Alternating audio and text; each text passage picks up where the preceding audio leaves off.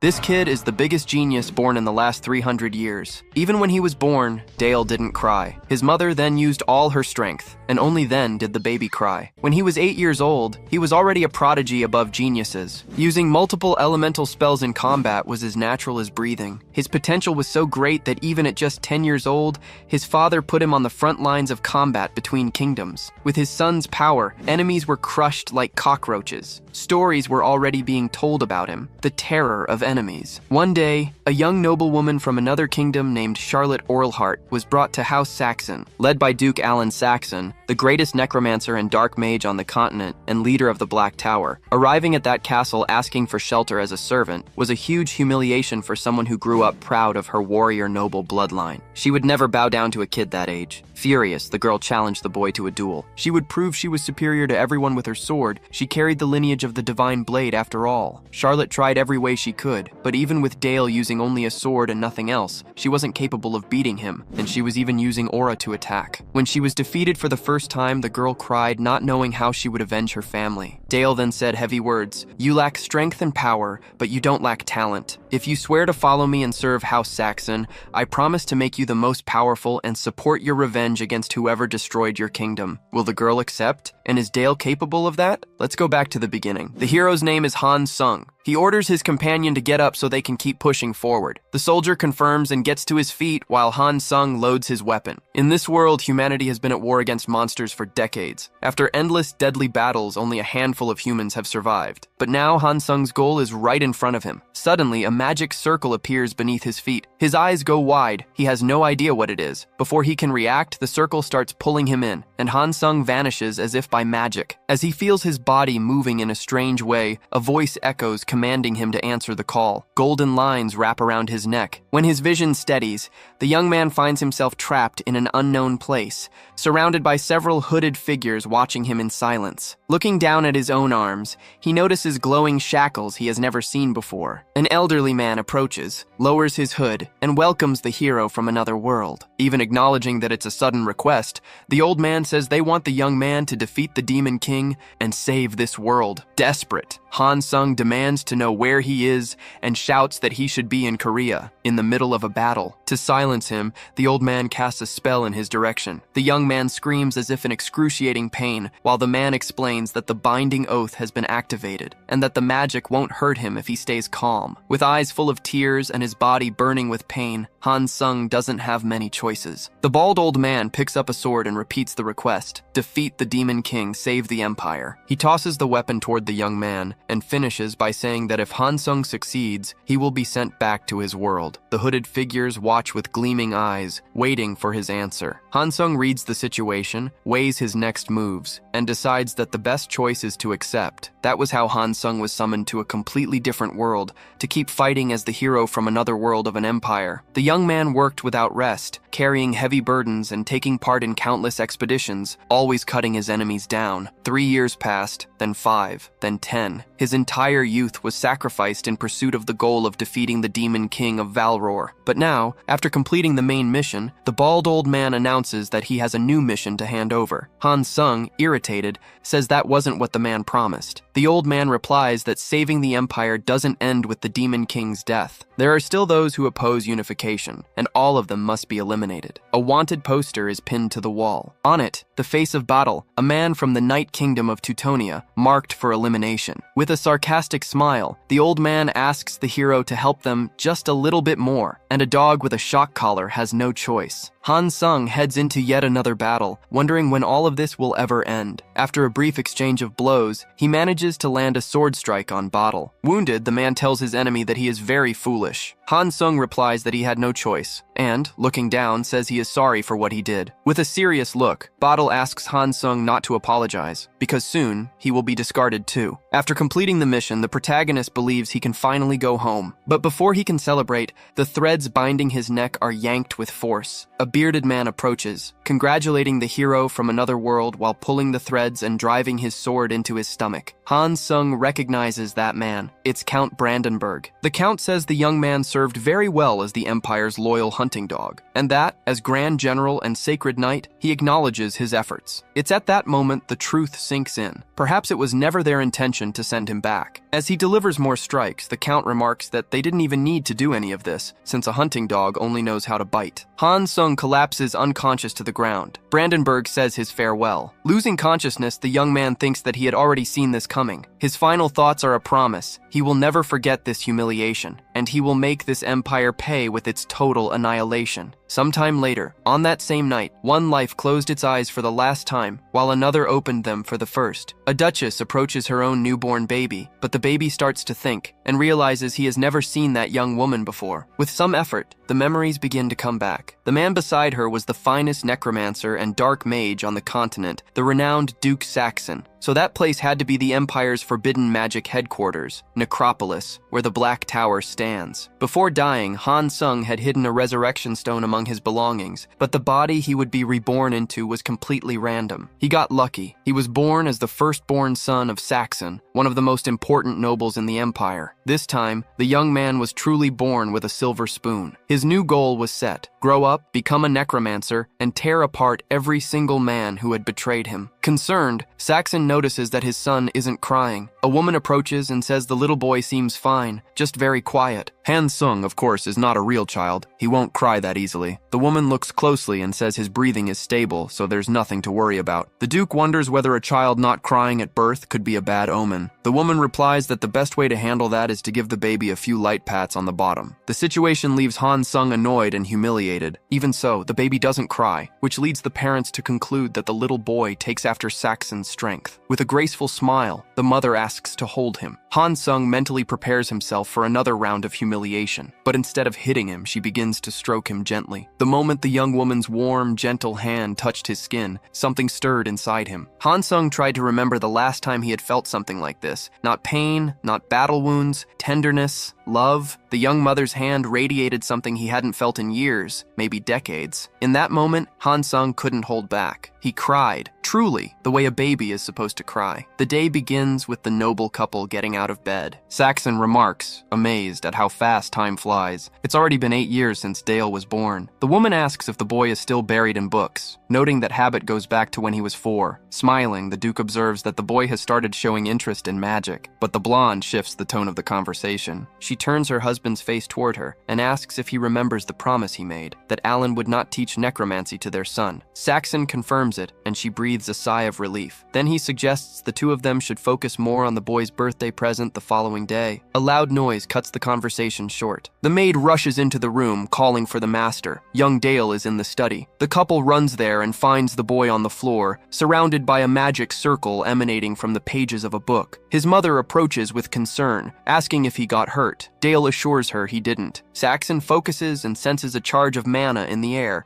and realizes, impressed, that his son has already managed to release mana within his own body at 8 years old. Dale starts scrambling for a quick explanation, afraid they might suspect something, but the Duke doesn't look suspicious. He looks proud. Ruffling the boy's hair, he says it's exactly what he expected from his son, and only regrets not being able to teach him necromancy. His mother asks with a smile for Dale to head back to his room while the servants clean up the mess. As the boy leaves, Alan calls his wife by name. He just had an idea for their son's present. Sometime later, Dale's birthday banquet brings together all the nobles from the Black Duke's territory. The guests are eager to see the birthday boy, but in the hall on the second floor, far from the party, the protagonist is lost in thought. He finds it exhausting knowing that all those people are there just because of him. After a lifetime of being treated with indifference, being fawned over like this feels genuinely strange. On top of that, he's still carrying the worry from the accident a few days ago. His mana had gone out of control from just the remnants of his time as a hero. There's no denying that his current body has a natural talent for necromancy. The right move would be to convince his father to teach him. Dale thinks he might as well ask for that as his birthday present instead of anything material. His mother appears, apologizing for the delay. She's dressed in stunning attire and accompanied by a hooded figure. Dale notices the strange presence and asks who it is. It's an elder from the Blue Magic Tower, Lady Sephia, the wise elf, a master of water magic. Elena explains that she will be Dale's Dale's new teacher. The birthday present from his parents is Sephia herself as his master. The message between the lines is clear. His mother wants her son to learn water magic, focused on defense and interruption. Dark magic is out of the question. With a friendly smile, Lady Sephia asks to speak with Dale alone. The two step away, and she explains that his parents asked her to teach only water magic, but that she knows very well the boy has an interest in another kind of magic. It's only natural that the Black Duke's son would want to learn necromancy, but there's a condition known throughout the entire empire. In the past,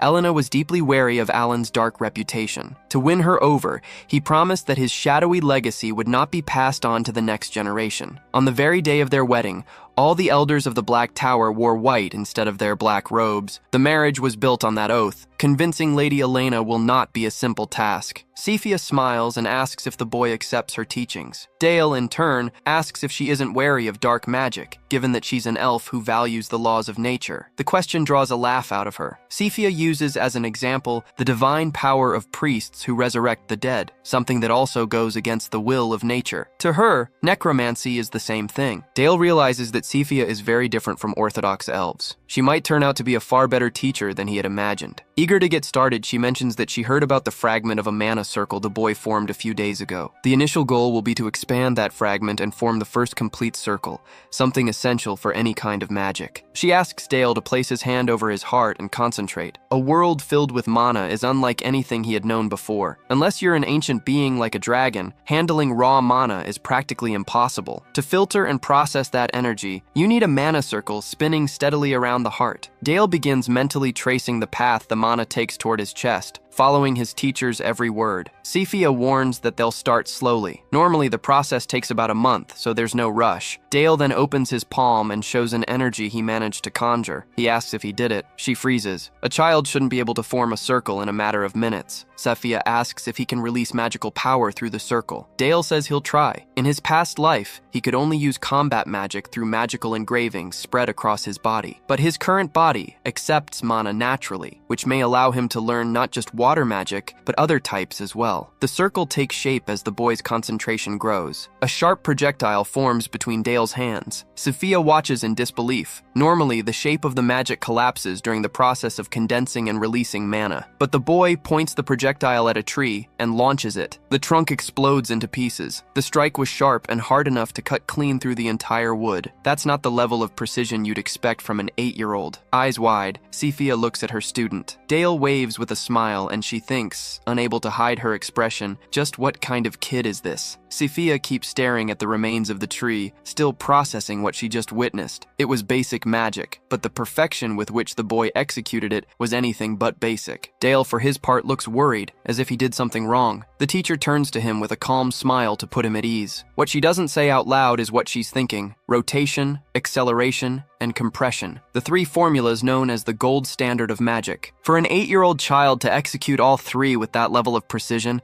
there has to be something very different about this boy. Sephia waves it off and says it's nothing, but adds that she finally understands why the Black Archmage had so many regrets. Later, Sephia sits at a table with Saxon and Alan. Saxon is clearly unhappy with her decision and asks why she can't keep teaching Dale. The elf calmly explains. The moment the young master reached the first circle, he executed an attack spell with perfect form, something you wouldn't expect from a child his age. The power contained all three basic formulas. The boy's talent is undeniable. The Duke frowns. Even as an elder of the Blue Magic Tower, she can't teach him? Sephia takes a sip of tea before answering. That's not it. If anything, it only made her want to teach him more. Alan, confused, asks why she's refusing then. The elf answers plainly, because the young master already has something he wants to learn, and that something is the Black Archmage's dark magic. She knows the book, and she knows the promise Saxon made to his wife, but none of that gives anyone the right to interfere with the future of a child as talented as Dale. On the other side of the door, Dale himself is listening to everything, not catching all the details, but almost certain they're talking about him. He never imagined his first spell would have this much of an impact on Sephia. The conclusion is simple. From now on, he needs to be more careful about what he shows. Someone calls his name and breaks his train of thought. Dale smiles before he even turns around. It's his Uncle Helmet. The man asks what his nephew nephew is doing there. Dale ignores the question and asks how he's been. Helmet laughs and pulls him into a hug, saying he's been doing his duty protecting the dukedom, taking down horrible monsters across the region. Dale asks excitedly if he was in the dungeons, but the smile doesn't hide the worry in his eyes. In this world, dungeons and monsters are one of the biggest problems facing any territory. Since the era of the Demon King, the damage caused has been beyond measure, and it's the duty of knights to subjugate the dungeons he left behind. The Saxon dukedom, however, is in one of the worst situations, and the reason is Dale himself. In his past life, he was the one who killed the Demon King. As a reward, the Duke of Saxon received new imperial lands, along with the dirty work of clearing out the monsters infesting them. Dale asks his uncle to be careful and not get hurt. The conversation is cut short by the Duke, who remarks that Helmut worked especially hard this time. Then Elena appears, surprised to find everyone gathered. When she sees Dale, she smiles and congratulates him. She was happy to hear her son had reached the first magic circle. Alan also congratulates the boy and tells him that if he wants anything, he just has to ask. Dale puts a hand to his chin. Asking to learn necromancy is out of the question. What would an 8-year-old child ask for? Then he shouts that he wants a little sister. The couple freezes. Helmut can barely hold back his laughter,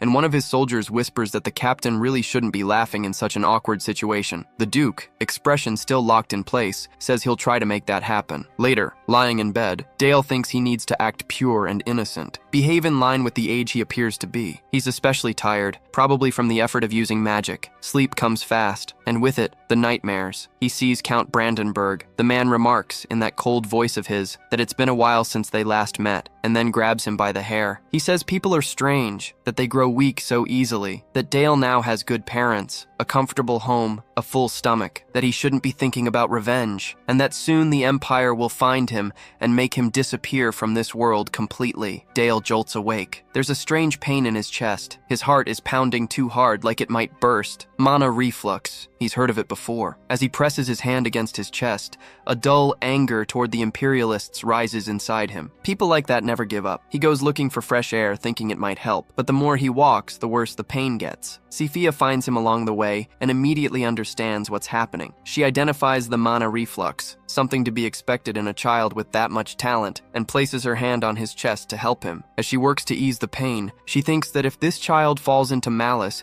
he could become something irreversible. Like magic, the reflux stops. Sophia gets the boy's attention. The essence of magic is a mirror of the heart. The same spell changes depending on who casts it, and Dale's talent is far too dangerous to be left without guidance. That's why she believes she's the only one who can help him. Then she hands him a book on necromancy. With a smile, she says that their meeting must have been the work of fate, and she wishes the boy a happy birthday. Dale hugs her with everything he has. A few days later, master and student are gathered on a plain to the north, watching a small rabbit ahead of them. Sophia tells Dale to imagine he's hunting with his father. The boy starts gathering mana. The rabbit senses it's being watched, but the magic circle has already formed in the young man's palm. The strike fires like a sharp projectile and hits the creature with a loud crack. Sophia watches the boy's fingers. They don't tremble, not even after taking a life. The teacher then explains that the same magic can take infinitely different forms depending on who uses it, and asks if he knows why. Without waiting for an answer, she explains it herself. Magic is a mirror of the heart. Mana particles materialize whatever resides in the caster's mind. Even spell names, like Firewall, exist only to help the imagination form an image. Dale listens carefully, slightly uneasy. Sophia continues. The red tower values order through power. The blue tower through harmony. The spells of each tower reflect those philosophies. Each one's magic system is built on the ideology they follow. She watches her student's face as she speaks. He's focused, taking in every word. Even so, she knows it's too early for him to absorb all of this. Then she moves on to practice. The most basic form of necromancy is zombification. The dead rabbit begins to be wrapped in a purple energy. The spell uses mana to reanimate the body and lets the caster control it through mana threads, like a ventriloquist's puppet, connected to the target's head, spine, and knees. The boy is doing well. Sophia tells him he can move on to the next step. Dale focuses hard, conjuring an ice armor. As he places his hand on the ground, a powerful wave spreads out and ice takes over the area. The rabbit rises, covered in the armor. The teacher asks him to test its resistance. Dale opens his eyes, imagining what her attack might do. Sophia casts the spell. The rabbit is thrown into the air, but part of the armor stays intact on the animal's body. Dale shouts excitedly that it worked, that he managed to block her attack. Satisfied, Sophia praises her student. Then she notices he wants to say something and asks if he has has a request. Dale places his hand over his heart, looks his teacher in the eye, and asks her to help him master basic water magic as well. Sophia smiles calmly, but she quickly answers that she won't do that. She explains that what he did that day was already a basic form of water magic, and that all magic of that type requires a high level of dimensional understanding, proportionally more complex than the rest. For a beginner, any magic is already draining on its own. Becoming a dual mage is extremely difficult for someone his age. With a calm smile, she remarks that Dale might be aiming a little too high. The boy opens his eyes. Even after everything he showed, it still wasn't enough for her to believe in him. He looks down and murmurs that they should find a way to grow together. Sophia tries to explain herself, but decides to end the lesson there. That same night, Dale goes to the office to get books and starts studying on his own. He thinks that if he can prove he's capable, the teacher will have no choice but to teach him. The night passes quickly. The next day, he shows up with dark circles under his eyes and an exhausted look. Sophia tells him not to overdo it. He agrees, and immediately starts conjuring a purple magic circle in his palm. In moments, he revives another rabbit, also wrapped in ice armor. The teacher realizes he has completely mastered both techniques, but then something surprises her. The armor begins to crack and explodes. Sophia stands still, shocked. The rabbit, however, is still there. The magic hasn't broken. The animal's belly starts to swell. A purple sphere appears in its abdomen. The small body convulses, as if something is happening from within. Then it explodes into pieces. Shards of ice fly through the air and strike the defensive field she had created. Sophia stares at her student, still visibly stunned. Dale calmly explains, "It's a combination of corpse explosion and ice explosion, a fusion of water magic and dark magic." Then he looks directly at his teacher and asks if, with that, he can be considered a dual mage. The training ground is covered in fragments left behind by the explosion. Sophia stands there wide-eyed. She had never seen an attack like that before. The combination of the ice armor and the cadaveric explosion produced an area of damage far greater than either technique on its own, and the shards of ice and bone behave like blades. It's a technique made to kill, the kind of thing you only learn from living on a battlefield. The elf wonders silently what the inner world of that child must be like. Dale watches her, suspicious, still trying to read his teacher's expression. That's when Uncle Helmet appears on horseback, waving at the two of them. He explains that this time there was only a small group of monsters in the dungeon, practically a warm-up for the Black Cavalry. The Black Cavalry is the main fighting force of House Sackstein, a unit that dominates the battlefield with aura-wrapped lances, led by the skilled Sir Helmet, one of the few to earn the title of one of the continent's 7 swords. Dale smiles and asks his uncle if he forgot his promise to train him. Helmet laughs and says the boy can come by whenever he wants, but warns that it's very cold and tells him to head home soon. Sophia agrees, and the three of them wrap up the day. That night, the elven teacher drinks tea while talking with Elena and the Duke. She explains that young Master Dale has mastered the first circle of necromancy, as well as water magic. The Duke is stunned. The agreement had been different. The teacher was only supposed to teach the water element. Sophia acknowledges that, but stands her ground. As a teacher, she taught what the child wanted to learn. Water magic wasn't the only thing the boy was after. Elena says she understands her son's desire, but asks the elf to keep teaching water magic. Sophia agrees, and says she hopes to get along well with everyone there going forward. Before leaving, though, she stops at the door and looks back. She apologizes to Elena for making her break her oath with the Black Duke. Elena replies that she knows the boy is no ordinary child. Being a dual mage at only 8 years old is something remarkable. The Duke's expression shifts. He lowers his head and speaks in a quiet voice. As a lord, he would like to teach necromancy to his own son, so the boy would have enough strength to handle the duties of an heir. As a mage, he would like to have a powerful disciple. And as a father, he wants to pass on what is his to his son. Alan asks his wife for forgiveness. Elena embraces him. She says that necromancy is still seen as taboo. Many consider it a magic tied to death, and that's why she tried to stop the situation. But she asks her husband to train their son until the boy becomes strong enough to silence everyone who thinks that way. The couple share a tender moment and the mood in the room grows lighter. With a smile, the Duke says he'll bet everything he has on raising his son to greatness. And so begins our protagonist's first official day of necromancy training. Standing before his son, Duke Alan says he is disappointed. He heard that Dale had been reanimating things without even understanding what he was doing. The boy doesn't answer, but thinks to himself that it was his own teacher who taught him, so there wasn't much he could do about it. The two of them are in the Black Duke's magic workshop in the castle's basement. Alan warns that, as long as Dale is his disciple,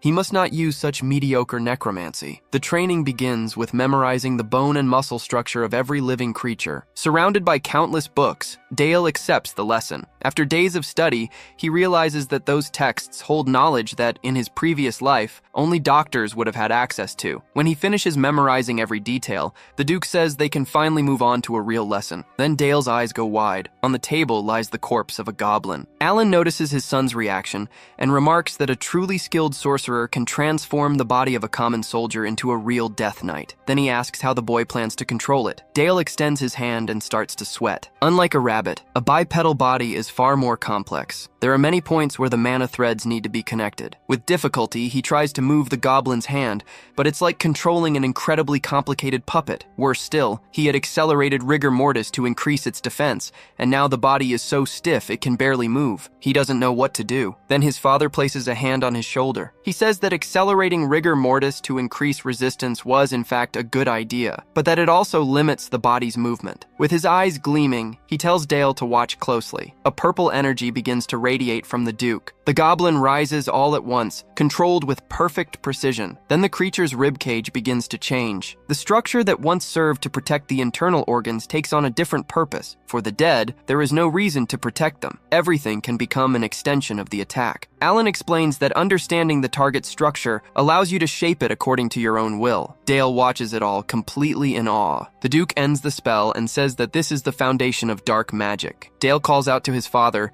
and asks him to explain the philosophy of the Black Tower. The sudden curiosity from his son makes Alan smile. Raising his hand, he begins to speak. Truth always exists within death. That is why every necromancer must understand it completely, to reach that truth and grasp the weight of life. The words stir something in Dale. Memories of a past life, when he was a knight who had to take the lives of many people. His sword, stained from battle, raised again and again to claim one more life, each strike carrying pain and suffering. Dale loses himself in those thoughts. His father notices and asks if he's all right. The boy goes pale. The image of a soldier sheathing his weapon after killing someone won't leave his mind. Even so, he answers that he's fine. As Dale's magical aptitude grew, rumors began spreading across the empire. People were saying that Duke Saxon was teaching his son dark magic. The breakdown of the couple's pact only made things worse, sending shockwaves through the entire nobility. From that point on, the empire's eyes followed the boy closely, without rest. But Dale never stopped training. Under his Uncle Helmut's guidance, he practiced sword techniques relentlessly. The knight didn't go easy on him, and the boy met every strike with the same intensity. Helmut watched with a smile on his face. With each exchange, his nephew's reflexes were getting sharper. Suddenly, Helmut raised his sword and delivered a more serious blow. Dale barely dodged it, and without hesitating, countered with enough precision to knock the weapon right out of his uncle's hands. The sword flew through the air and planted itself in the ground between them. Helmut laughed, genuinely impressed. He said that had been incredible. Dale, however, replied that his uncle had gone easy on him. A knight of that level wouldn't drop his sword so easily. Helmut explained that he had been using practical fencing, and that in a real situation, an ordinary person would have died from that strike. He added that the boy's skill was so exceptional it was almost a shame he had chosen the path of magic. Still,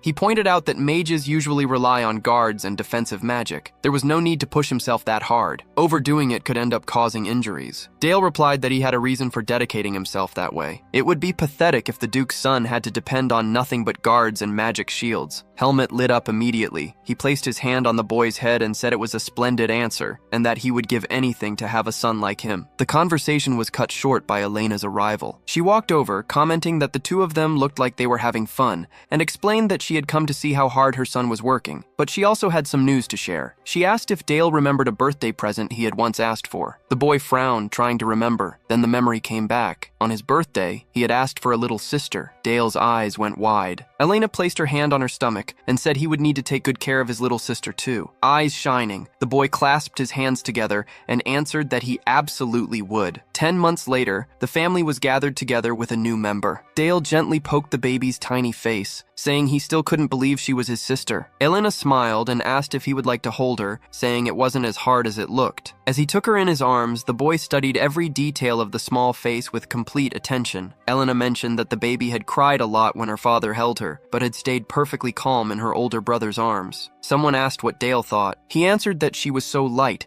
yet at the same time felt incredibly heavy. The Duke closed his eyes and smiled. He said that was the weight of a life. Then he leaned down to look his son in the eye and asked Dale never to forget that. Elena stepped in, reminding them that Lady Cephia was probably already waiting for the boy. Cephia explained that today's lesson would be a practical one. Dale was excited by the idea, and the teacher told him not to hold back. He could use everything he had. The boy began forming a magic circle in the palm of his hand. The elf smiled, curious to see how much her student had grown. Dale created an ice projectile and launched it toward his teacher. For an opening attack, though, the movement was slow. Cephia blocked everything with ease and, with a sarcastic smile, asked how a student dared go easy on his own master. Dale stared at her with a serious expression. Cephia launched her counterattack and ordered him to raise a barrier. The boy's eyes went wide. He couldn't react in time. The strike hit his arm with full force. Thanks to his speed, he managed to conjure an ice armor at the moment of impact, which prevented a serious injury. Right after, the armor began to shatter. The master observed, acknowledging the feat. She told him to try again. Dale began building a molecular combination based on the ice wall formula. Around him, a crystalline barrier took shape. Cephia was surprised by the size of the structure. The boy had reinforced the ice's molecular bonds, drastically increasing its density and making it as tough as steel. The teacher stepped closer and placed her hand on the frozen surface, questioning why he had conjured that defense at that moment. She wondered if the boy needed time to recover from the last attack. Then a sound echoed nearby, like the beginning of a glacial explosion. Inside the barrier, Dale was completely focused. The next instant, he called for the detonation. An intense light began forming within the structure. Cephia's eyes went wide. Before she could react, shards of ice began to form and were launched in her direction like a devastating attack. The ice barrier shattered, and Dale knew he had pulled it off. The technique he had used was a brutal combination. An ice barrier reinforced multiple times with a built-in explosive effect, practically a grenade. This time, he was sure his master wouldn't be able to dodge it easily. Then something stopped him cold. Cephia was right in front of him, her body riddled with holes. Dale took a second to process the scene. The real Cephia was standing just behind her, completely unharmed. What he had hit was nothing but an illusion. With a snap of her fingers, she dissolved the copy and smiled, saying it was an impressive skill. She admitted she never would have expected something like that from a first circle mage. Under different circumstances, she might have actually gotten hurt. Dale lowered his head and said that had never been his intention. Cephia said she knew that. Even so, she was very proud. She crouched down to look the boy in the eyes and told him it meant he trusted her enough to show her everything he had, and that, as his master, she couldn't be happier. She also remarked on how impressive it was to have crafted such a powerful formula. Dale replied that all of it was thanks to her teachings. Cephia smiled, watching the disciple who was growing so well right before her eyes. Sometime later, Cephia was in a room talking with Duke Allen. He asked what had happened to her jaw. The teacher explained she had gotten hurt during a lesson with her student. Allen commented with a smile that they always seemed to cause trouble for her. The elf replied that teaching her disciple could never be a problem. On the contrary, it was something that brought her joy. Taking the moment, Allen said he had a request. They had received word that an orc horde had crossed the mountain and invaded the territory. It wasn't something a small cavalry unit could handle. Cephia immediately understood what that meant. A chill ran through her. She asked uneasily whether they were thinking of sending Dale to the battlefield. Allen denied it. The boy wasn't ready for that yet, and he wasn't asking his own son to go to the front lines. But it was the Saxon family's duty to take responsibility for their own territory, and Dale was the eldest son. Sophia knew her apprentice was no ordinary child. Allen asked what she suggested. He considered that it might be a good idea to lend his son an artifact, something that would help him better control his own power. That kind of artifact carried immense force and demanded great talent from whoever used it. It could be activated with mana, or even at the cost of one's own life. The more powerful it was, the harder it was to control, and in the worst case, it could cost the user their life. The Saxon family had dealt with this kind of power for generations, and the duchy kept a vast stockpile of these items. As the eldest son, Dale needed to prepare for battle. The boy was surprised to learn he would finally be taking part in something like this. His father explained that he would be joining the subjugation of the orc horde that would soon reach the territory. Before that, however, the two of them walked up to a large door. Dale needed to learn how to control the shadow power of the Saxon family. When he stepped inside, the boy's eyes went wide. The room was enormous, filled with artifacts, all of them part of the Demon King's legacy, kept by the family for generations. These were no ordinary items. They were relics carrying an overwhelming magical power. Dale was warned. The more powerful the artifact, the more dangerous it became. He was not to touch anything before knowing how to control it. The two adults turned to continue the explanation and realized Dale was no longer beside them. The boy was already exploring the stockpile on his own. As he walked among the relics, he thought to himself that he needed to find something that suited him. Then a sinister voice echoed from a shield, asking if he wished to take revenge. It claimed to feel the hatred and pain in his heart. Soon other voices followed, the dark magic artifacts themselves,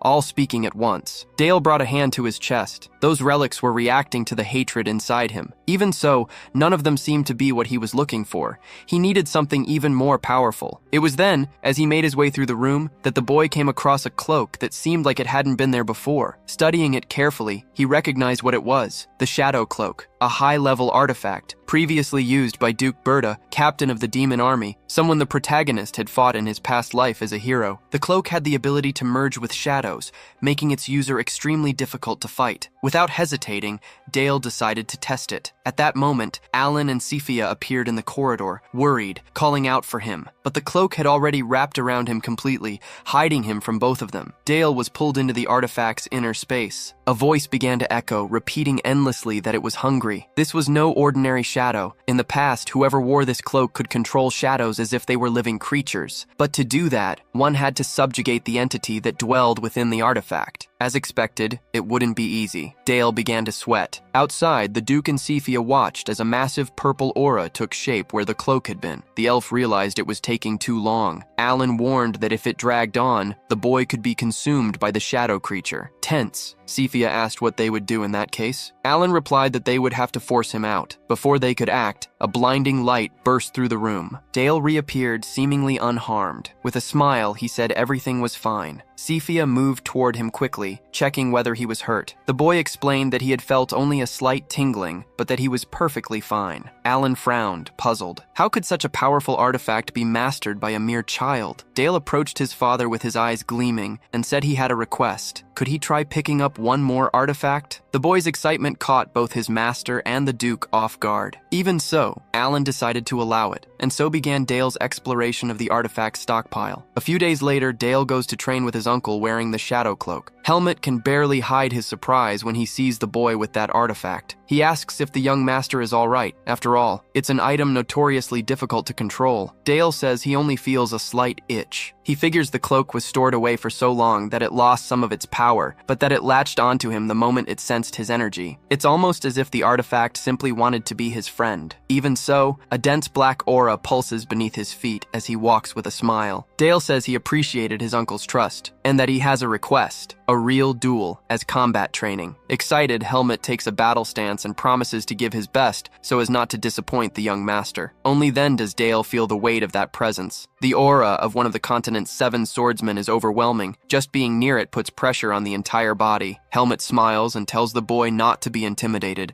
explaining that he'll use only swordsmanship without drawing on his aura. That irritates Dale. To him, a true knight fights with everything he has. Even so, the goal of this duel is clear: to learn and practice how to use the Shadow Cloak. Depending on his performance, the artifact's true potential will be revealed, and for that, training is the only way. Dale extends his arms and fires a burst of shadow blades. Helmet reacts instantly, delivering a strike that shatters the entire attack on impact alone. Dale is left speechless. No aura, and still that much power. Helmet laughs, praises the young master's effort, and moves forward, saying it's his turn now. Dale falls back with a tense expression, barely dodging a fast strike. Helmet watches every movement closely, fascinated as he notices that the artifact's black aura allows for the creation of traps. Even so, the boy's defense isn't enough to protect him completely. Helmet leaps and brings a direct strike down on him. Dale extends his hands and blocks, with visible effort, but he blocks. The impact sends him sliding back, but the black aura stays active. Helmet frowns, impressed. That strike was strong enough to shatter ordinary swords. Only a high-level artifact could have absorbed it. Helmet announces they'll exchange 10 more strikes and that he'll give everything he has. That day, after the training, the knights who watched comment among themselves that none of them had ever lasted more than 2 exchanges against the captain. Even being just a boy, Dale looked like an immovable mountain. A few days later, on the morning of the departure,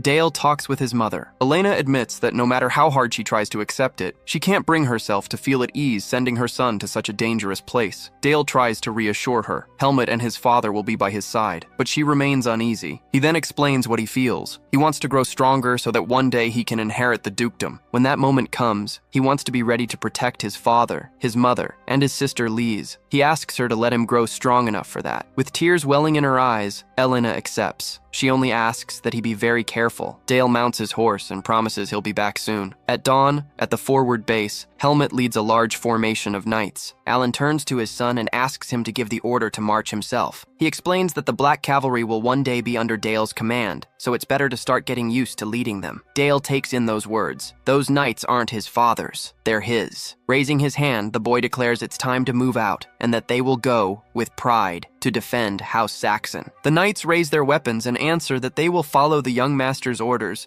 Then all of them ride out at full gallop toward the battlefield. For this battle, 250 knights have been assembled, along with an elite marksman unit positioned in the White Mountains, the Winter Watchers. On the other side, a horde of roughly 1,000 orcs. They cross the upper part of the Saxon River, fleeing the cold and hunger, and will soon push into the lower region. The plan is to launch a surprise attack before that happens. But the only way for 250 men to cross a deep river quickly is through magic. Sophia steps forward and asks everyone to fall back. She begins casting the spell, announcing that she will create an ice bridge. Dale is glad to see his master on the battlefield, but quickly realizes how much this must cost her, someone who follows a doctrine against violence, there, in the middle of a military campaign. Pouring all of her power into it, Sophia raises a massive ice bridge, solid enough to hold the entire army. The path is open. The elf says she's rooting for the Duke's victory. Alan thanks her, as always. Dale looks at his master warmly and says his goodbye. Sophia brings her hand to her heart. Something unsettled stirs inside her as she watches her disciple leave. Her eyes fill with tears. She never imagined she would have a disciple who cared so much about her. Sometime later, we see the orcs' temporary base. The scout unit, the Winter Watchers, is already in position for the ambush. Suddenly, fire arrows tear through the sky like fireworks and rain down on the enemy camp. The orcs are caught completely off guard. Many die before they can even react, and the ground quickly fills with bodies. Helmut orders the 1st, 2nd, and 3rd Cavalry battalions to advance. The knights charge out in wedge formation. As he watches the charge, Helmut asks what Dale thinks of it. The boy, however, is lost in his own thoughts, analyzing the horse's speed, the weight of the armor, the crouching lance strategy. A tactic capable of piercing the enemy's defense while keeping a distance of 3 to 4 meters,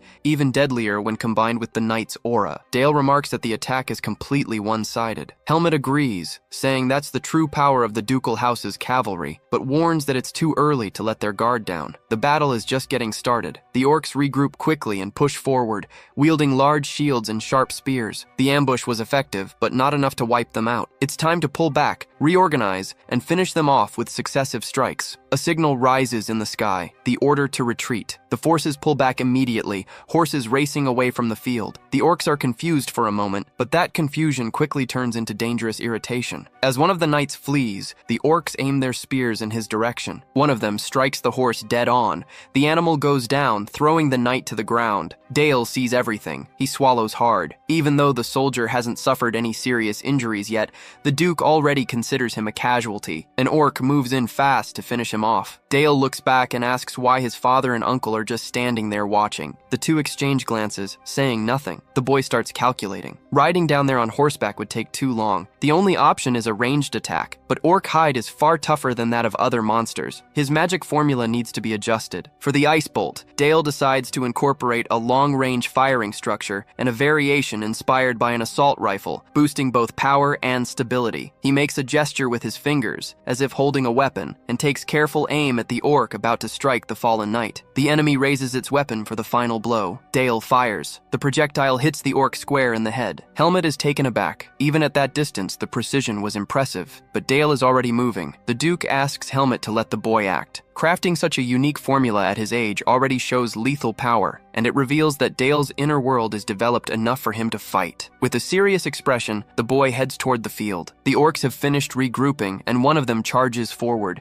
Dale is dealing with two problems at once. The first, the fallen knight is panicking and can't get up. The second, his formula is too long for close combat. He needs to simplify it. As he moves forward, he starts working on a new variation, something faster, a direct shot. Still complex, but functional in battle. The idea takes shape, an ice bullet. The knight on the ground notices Dale approaching. So does the orc. At the exact right moment, Dale fires. The ice bullet traces a precise arc through the air and hits the enemy in the head. The orc drops instantly. The knight stares at the boy, stunned, and asks why he's risking so much to save him. Dale dismounts and approaches calmly. He answers that there's no need to worry. House Saxon never abandons a sword that shows loyalty. The soldier tries to pull himself together, but two more orcs close in with fury in their eyes. Dale isn't going to let that happen. He extends his hand, and the moment the enemies get close, he releases his shadow blades. A purple aura sweeps across the field and shatters the orcs' weapons with ease. With a sarcastic smile, Dale commands his dark aura to devour them. The monster's eyes go white, empty. A sphere of purple energy forms around its body, and then it falls apart, collapsing lifeless beside the other orc. Within seconds, what remains turns to skeleton through the boy's necromancy magic. Dale smiles and wonders out loud why the other orcs haven't run yet. To wrap things up,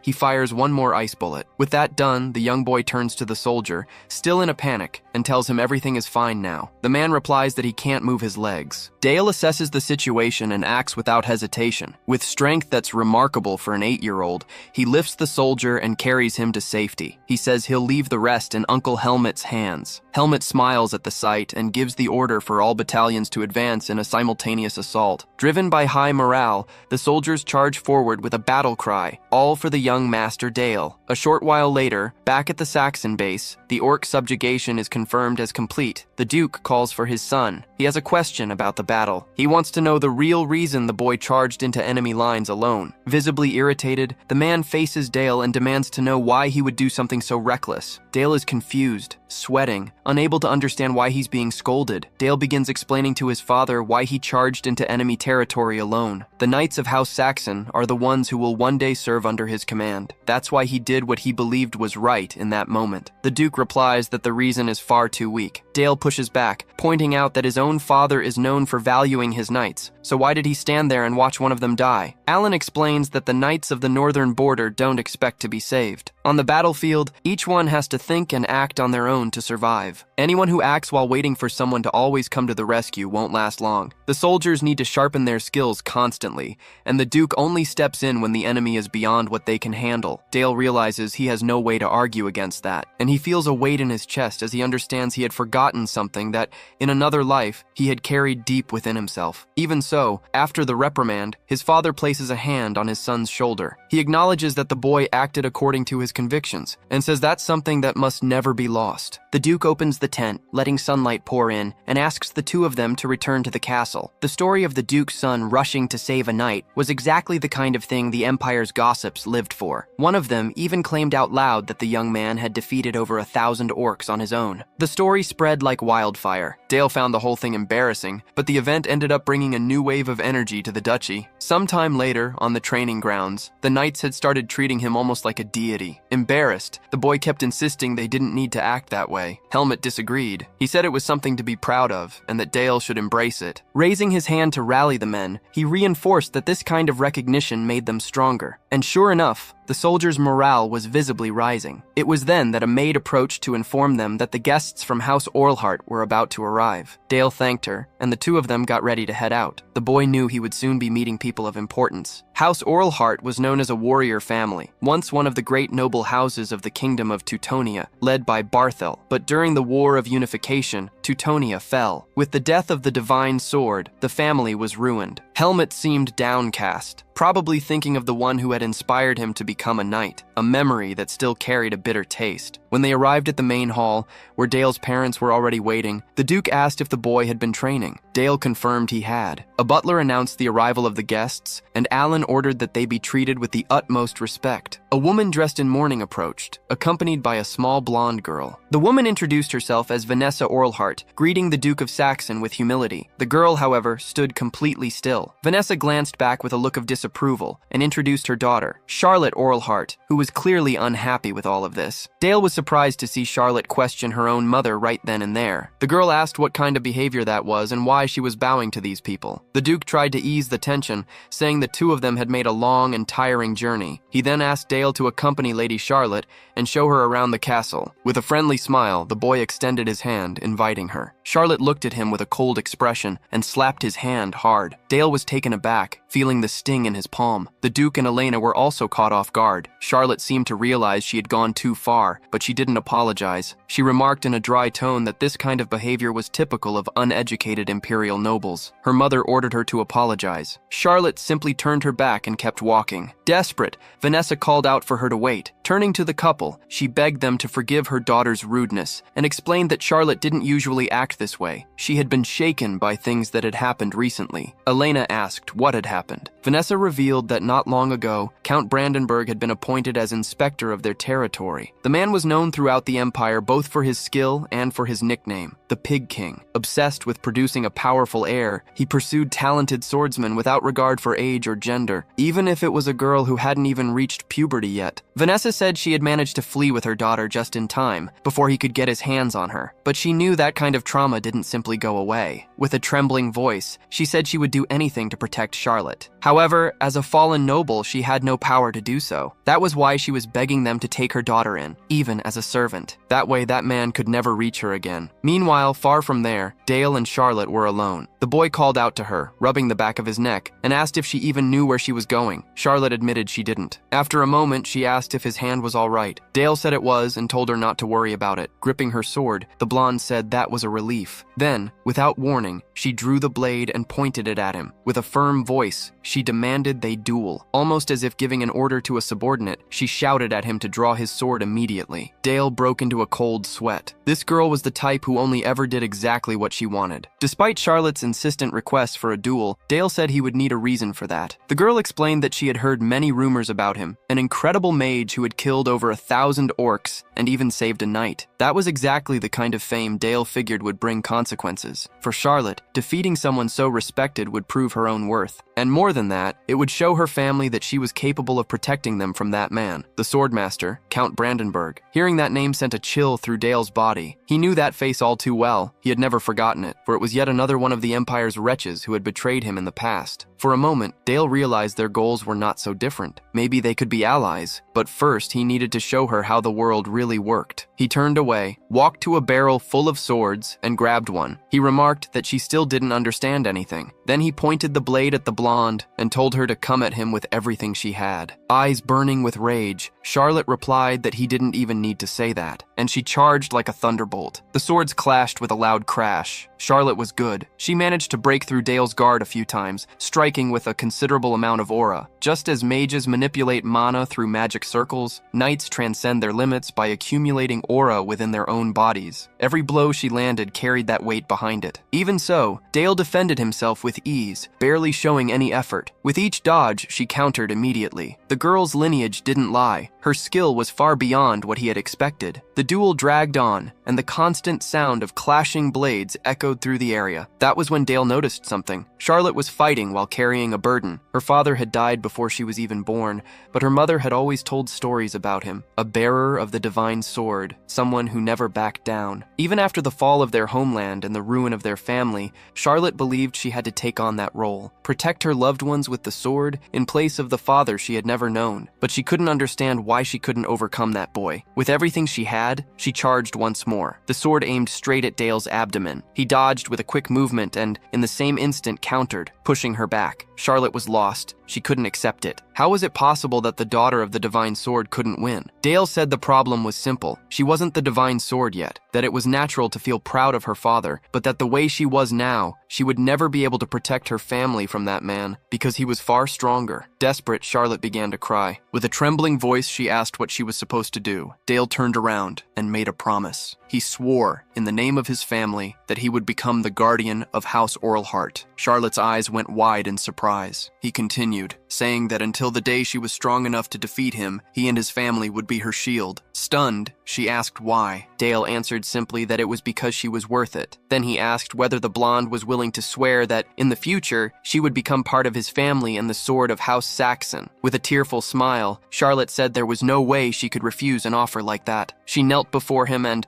with the honor of a knight, made her vow. It seemed like nothing more than a promise between children, but that moment sealed something that would carry great weight in the future. Two young prodigies had just formed a powerful alliance. Later in Duke Saxon's office, Dale spoke with his father. Alan explained that, as requested, Lady Orlhart was now part of the duchy as a servant. He mentioned it was unexpected, but that upon learning Charlotte had agreed, he realized it had something to do with his son. Dale confirmed it and explained that the two of them had made a promise, that he had sworn, in the name of the family, to protect House Orlhart. The Duke asked with suspicion whether that had been done out of pity alone. Dale denied it. He said he had seen extraordinary talent in her, along with the lineage of the divine sword, and he revealed his true goal in making that promise, one day, to have a new divine sword rise alongside his family. The Duke closed his eyes, satisfied. Dale smiled, sensing he had his father's approval. Meanwhile, in the old capital of Teutonia, Malborok, a wine glass shattered on the floor. Count Brandenburg stood there, furious, demanding to know how they dared to fail, how they could have been deceived like that. A soldier explained that assassins had been sent, but were killed before reaching Saxon. Suspicion had fallen on Charlotte Orlhart. The Count closed his eyes, his irritation growing. He muttered that every single one of them was useless. Without exception, he walked toward the sword mounted on the wall and ran his hand along the blade. Suddenly, he recalled a moment on the battlefield from some time ago. Sliding his fingers across the steel, he murmured to the sword, Durandal, asking what it thought of all this. To him, it was not just a weapon. It was like a bride. And he asked it to wait a little longer, for he would bring into the world the perfect lineage to wield it once more. He turned his gaze back to the soldier and gave a new order, to get in touch with the Thieves' Guild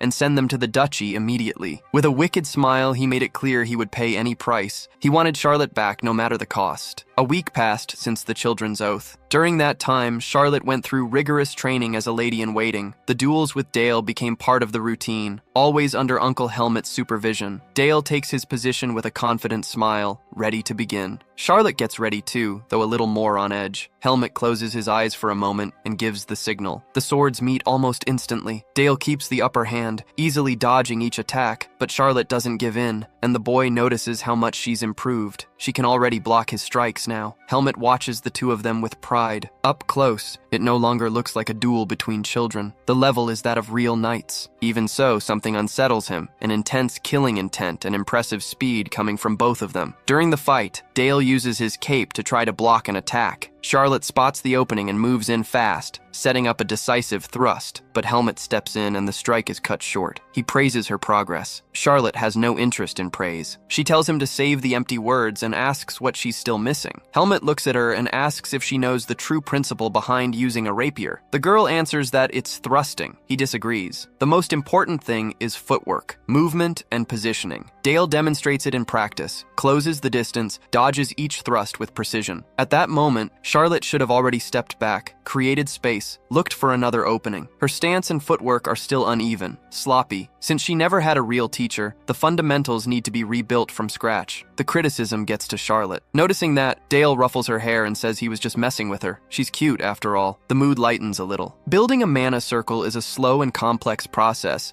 You have to feel the flow of mana around the heart and wait until a stable root forms. It can take decades. Cephia asks Dale if he's already completed the second circle. The boy confirms that he has. The rotation speed of mana is measured in RPM. First circle mages usually reach around 300 rotations per minute. Dale is well above that, which means he already has what it takes to reach the third circle. Even so, he decides to focus on refining what he already has. He starts working on the ice bullet, strengthening the molecular bonds to increase the projectile's weight and hardness. He aims at a tree trunk, concentrates as hard as he can, and fires. The projectile flies and pierces the target without trouble. Dale looks at the result and wonders if it was always this easy to create rounds capable of piercing armor. Cephia smiles, proud. It was expected. The boy learns too fast. Dale credits it all to his teacher and says he'll always be grateful to her. From the knight's rescue to everything involving Charlotte, each situation only deepens the trust the elf places in him. To Sophia, the boy's talent is so great, it's almost frightening. But that apprentice is a source of pride, and she pulls him into a tight hug, a gesture so warm it leaves the boy completely flustered. At sunset, in the castle's central garden, Dale is still thinking about that moment with Sophia. Maybe she still sees him as a child. He decides not to dwell on it. The focus now is training. Concentrated, he raises a wall of ice. He extends his hands and channels energy over it. This time he creates a variation, an ice bullet in a cartridge shape like a spread shot. Several small projectiles are launched at the same time, hitting the barrier with precision. Some ricochet, and Dale raises a defense around himself almost in the same instant. Looking at the result,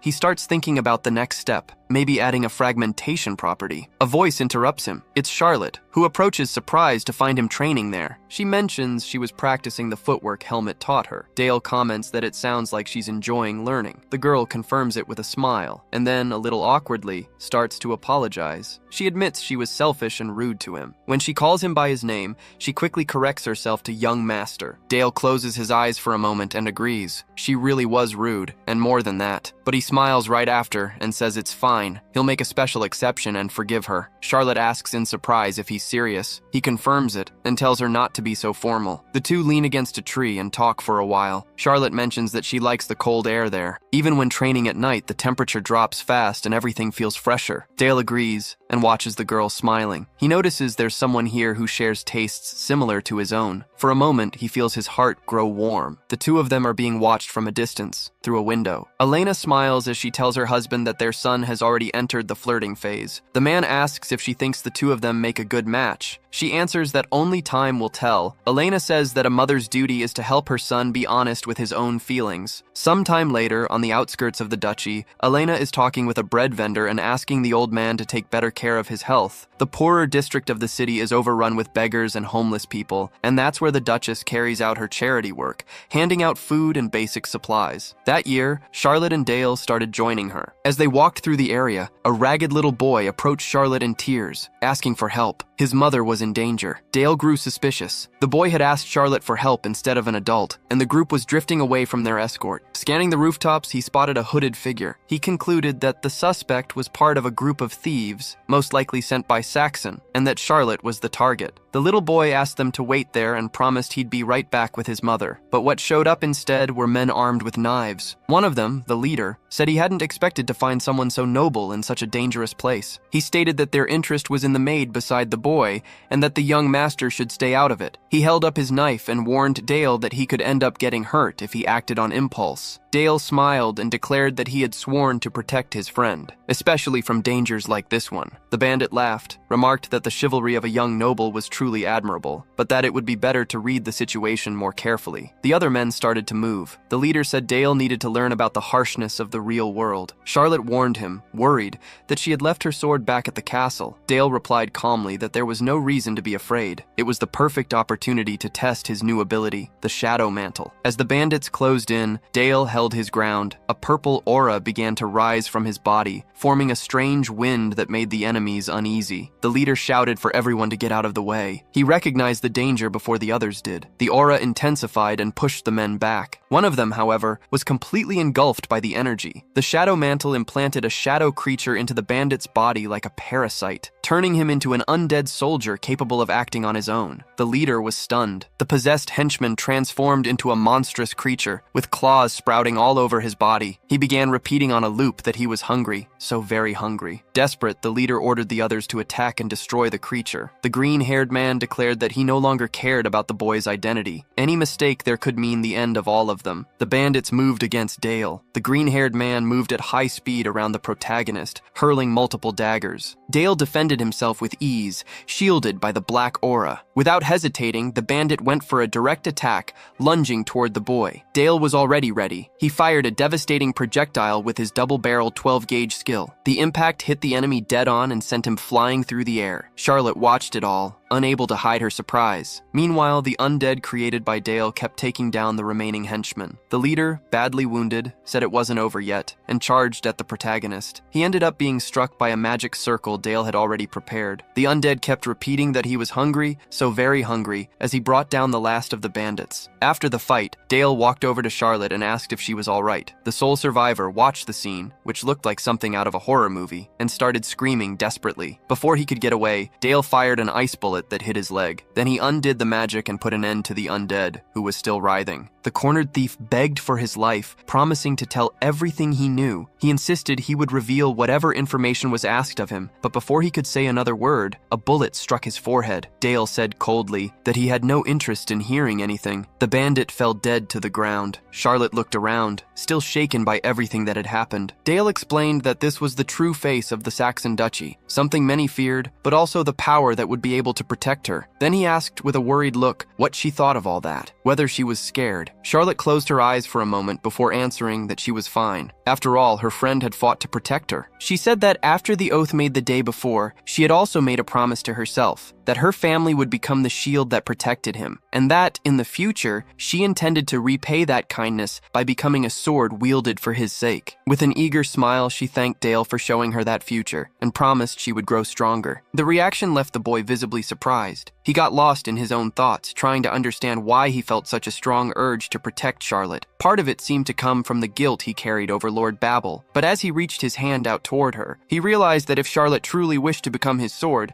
that carried a much greater meaning than he had imagined. The two children's hands met, marking the beginning of a bond that could never be undone. In the territory of Count Brandenburg, the man stood motionless before his desk, sweating, his hand trembling. In his hands was a letter. The sender acknowledged that the journey would be difficult, but still invited him to come to the Duke of Saxon's castle and asked that he take the sincerity of the invitation into consideration, that he not refuse. It was a direct summons from the Black Duke, who held him responsible for the incident, a situation that left no choice, not even for someone known as the Sword Saint. A few days later, Brandenburg stood before the Duke inside Saxon Castle. Alan remarked that the journey must have been hard, said he hadn't expected him to arrive so soon, and apologized if the reception wasn't up to standard. Visibly tense, Brandenburg placed a hand over his heart and replied that nothing could be more urgent than a call from his grace. His gaze then shifted to the two children as dark thoughts crossed his mind. He mentioned that there was great concern within the Empire over the recent unrest in the territory. A kidnapping in broad daylight was the kind of thing that drew attention. He said he could imagine why he had been summoned, but questioned how someone like himself, known as the Emperor's loyal sword, could possibly be involved in something so repugnant. Before he could continue, Alan released a purple aura in his direction. The energy generated a powerful wind that left Brandenburg's men completely thrown off. Within moments, the soldiers began to disintegrate, overtaken by despair at what was happening. Brandenburg watched in shock as his order of holy knights was destroyed without even managing to fight back. Turning his gaze back to the Duke, he asked what kind of magic that was. High-level dark magic, the Nihil Storm. In a firm voice,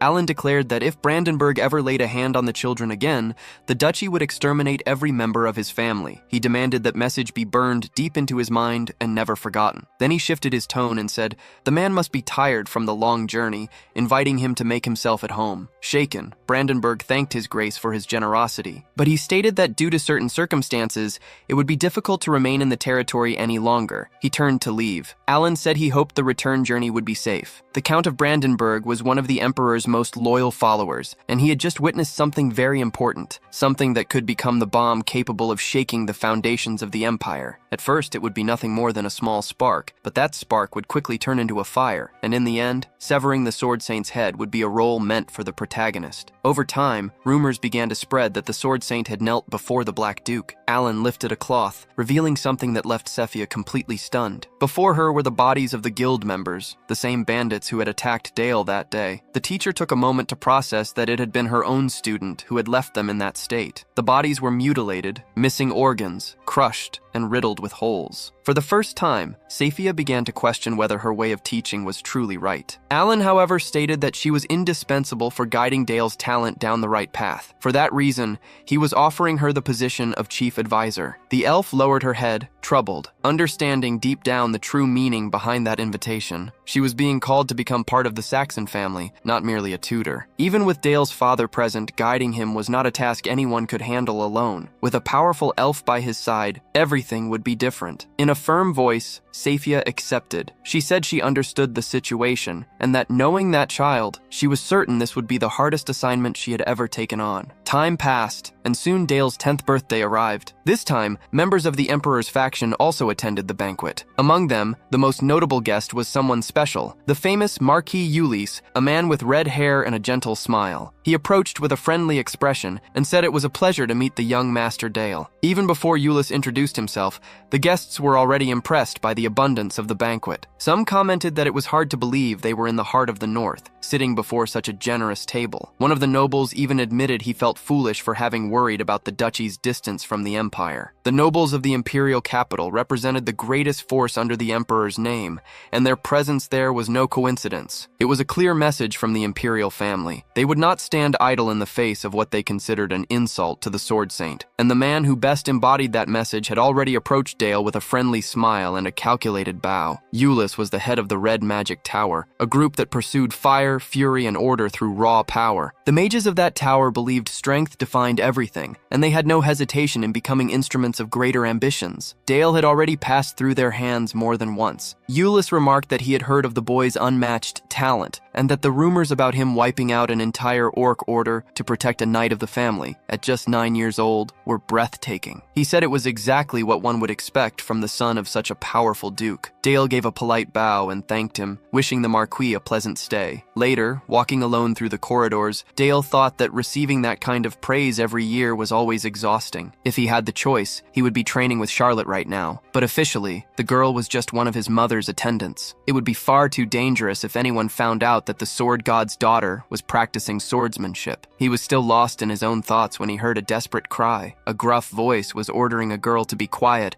calling her a wretched servant. Dale ran toward the sound. A young woman was on the ground, pleading and saying she was just a servant of House Saxon. Standing over her, a stocky red-haired man glared at her with contempt, declaring that a mere servant had no business even daring to mention the duchy's name. With the young lord's birthday celebration, everyone was busy enjoying themselves, and he intended to enjoy himself in his own way. Cornering the girl, he ordered her to do as he said. Dale stepped in immediately, demanding to know what this was about. The man recognized the young master and tried to explain himself in a muddled way, but Dale pressed on. The man then asked, with a disgusting grin, whether the boy had ever been with a woman before. He said that he himself, Petro, could teach him personally, and that the boy would enjoy it. Dale had no patience for it. He began gathering a magic circle in the palm of his hand and declared that he was going to save the servant. Petro believed that in a society so rigid in its hierarchies, the boy would never have the nerve to attack someone connected to the empire. He was wrong. An extremely sharp ice projectile grazed the man's face. Caught off guard, Petro fell to the ground, realizing just how close he had come to dying. Dale did not back down. He knew full well that raising his hand against someone tied to the empire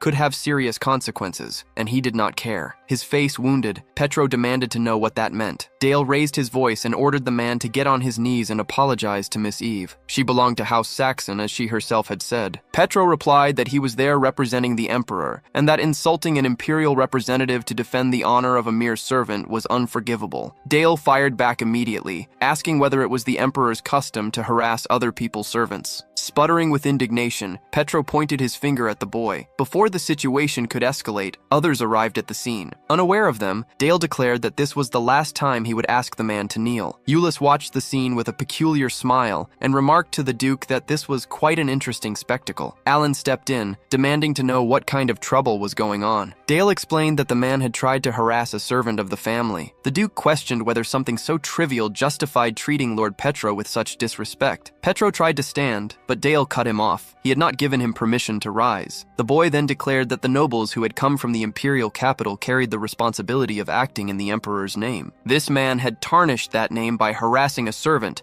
and he would not tolerate it. Ulysse interrupted, praising the young master's intelligence. He said his words were flawless, and that someone who acts in the emperor's name should never commit such a shameful act. As he spoke, he gathered magic in the palm of his hand and murmured a single word, Taulara. Then he looked at Petro and declared that this worm deserved to die. Desperate, Petro tried to flee with what little speed he had. It was no use. The flames had already begun to consume his body. A burst of fire struck him head on, bringing intense and unbearable pain. As Petro was completely incinerated, Ulysse Romulus stated that it fell to him to punish anyone who dared insult the imperial family, and then remarked that his expectations for young Master Dale's future were very high. Dale heard him and understood that might not have been a compliment. After all that commotion, the Emperor's men leave the castle and peace returns to the place. Sometime later, a maid wakes young Master Dale. She approaches and lets him know it's time to get up. Dale thanks her, but notices a quiet sadness on the girl's face. He asks if she has something else to say. She hesitates for a moment before answering that it's an honor to serve him. Dale finds it strange that she needed that long to say something so simple, but understands he'll have to get used to this kind of situation. He thanks her back and says it's nothing special. Even so, he's fully aware of who he is, the eldest son of the Saxon Duchy, and he's determined to use every resource at his disposal to bring down the empire. At another point, Alan calls his son in for a talk. He says he's always seen him as a brilliant child, but that his recent behavior has been a little strange. Dale, cautious, asks what his father means. He then lays out his reasoning. If the hero from another world hadn't died in the battle against Divine Sword Lord Bartel,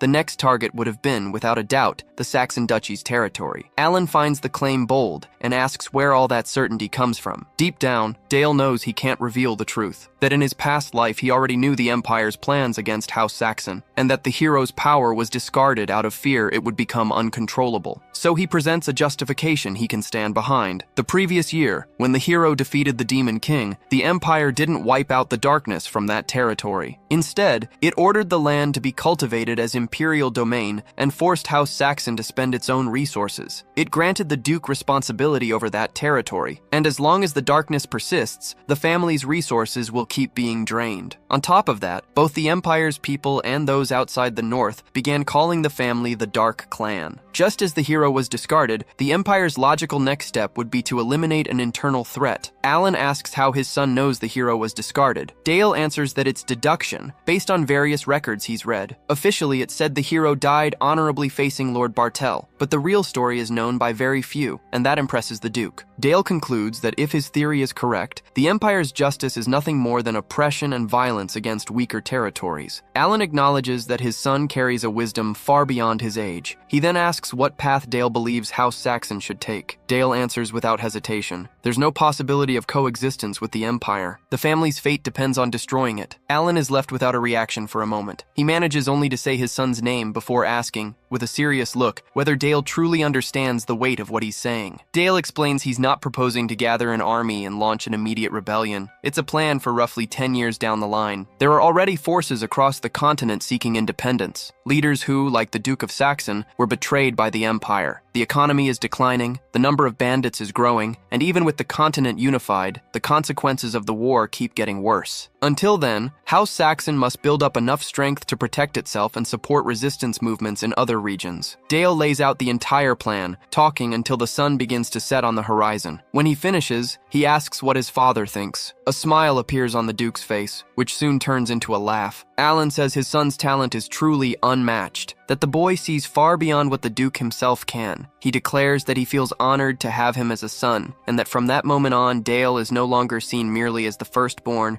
or as a 10-year-old child. He is to be treated with the respect owed to the future leader of House Saxon. Alan says he will listen to him and respect him as an equal, and asks, without further ceremony, what decision Dale would make for the family. Taking the opening, Dale asks for permission to take part in the tower trial in Necropolis. The trial consists of duels that determine the hierarchy among mages who face the tower's guardians. Those who defeat high-level guardians earn the right to become elders.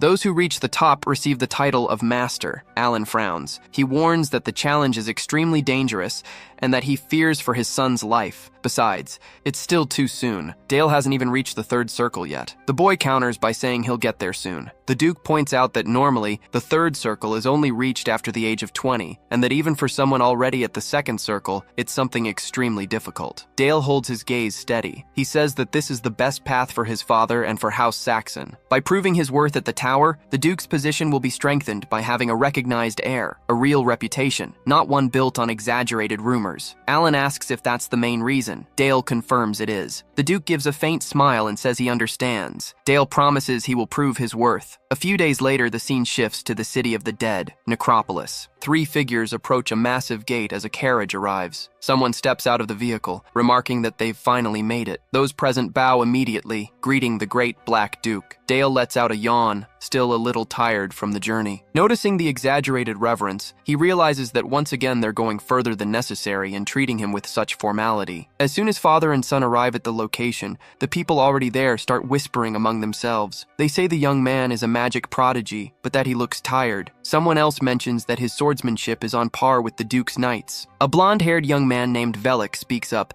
and declares himself the top graduate of the academy, and therefore the only one who deserves to win the tower trial. A young woman approaches and bows, offering her respects to the Lord of the Tower. Her name is Eris. The Duke remarks that it's been a while since he last saw her. Eris is an elder of the Tower and serves as Secretary General, overseeing everything in the Black Duke's absence. Alan informs her that during the trial, she will be responsible for assisting Dale. The young man introduces himself to her politely, and Eris asks her lord to follow her. The elder explains that the 59 academy graduates are already waiting. When the door opens, the two take in the scene. A large group of competitors gathered and ready. Eris steps up to an elevated position, greets everyone, and introduces herself. She then explains the rules of the first floor of the dark magic tower. Each participant must check the life point collar around their own neck. The trial works like a battle royale. Each collar has a protective shield and a single life point. Using the corpses scattered across the field to strike an opponent activates that opponent's shield and destroys their life point, eliminating them. Landing a valid hit earns 1 additional point. Reaching 3 points guarantees passage to the next floor. The use of artifacts is prohibited and results in immediate disqualification. Dale takes it all in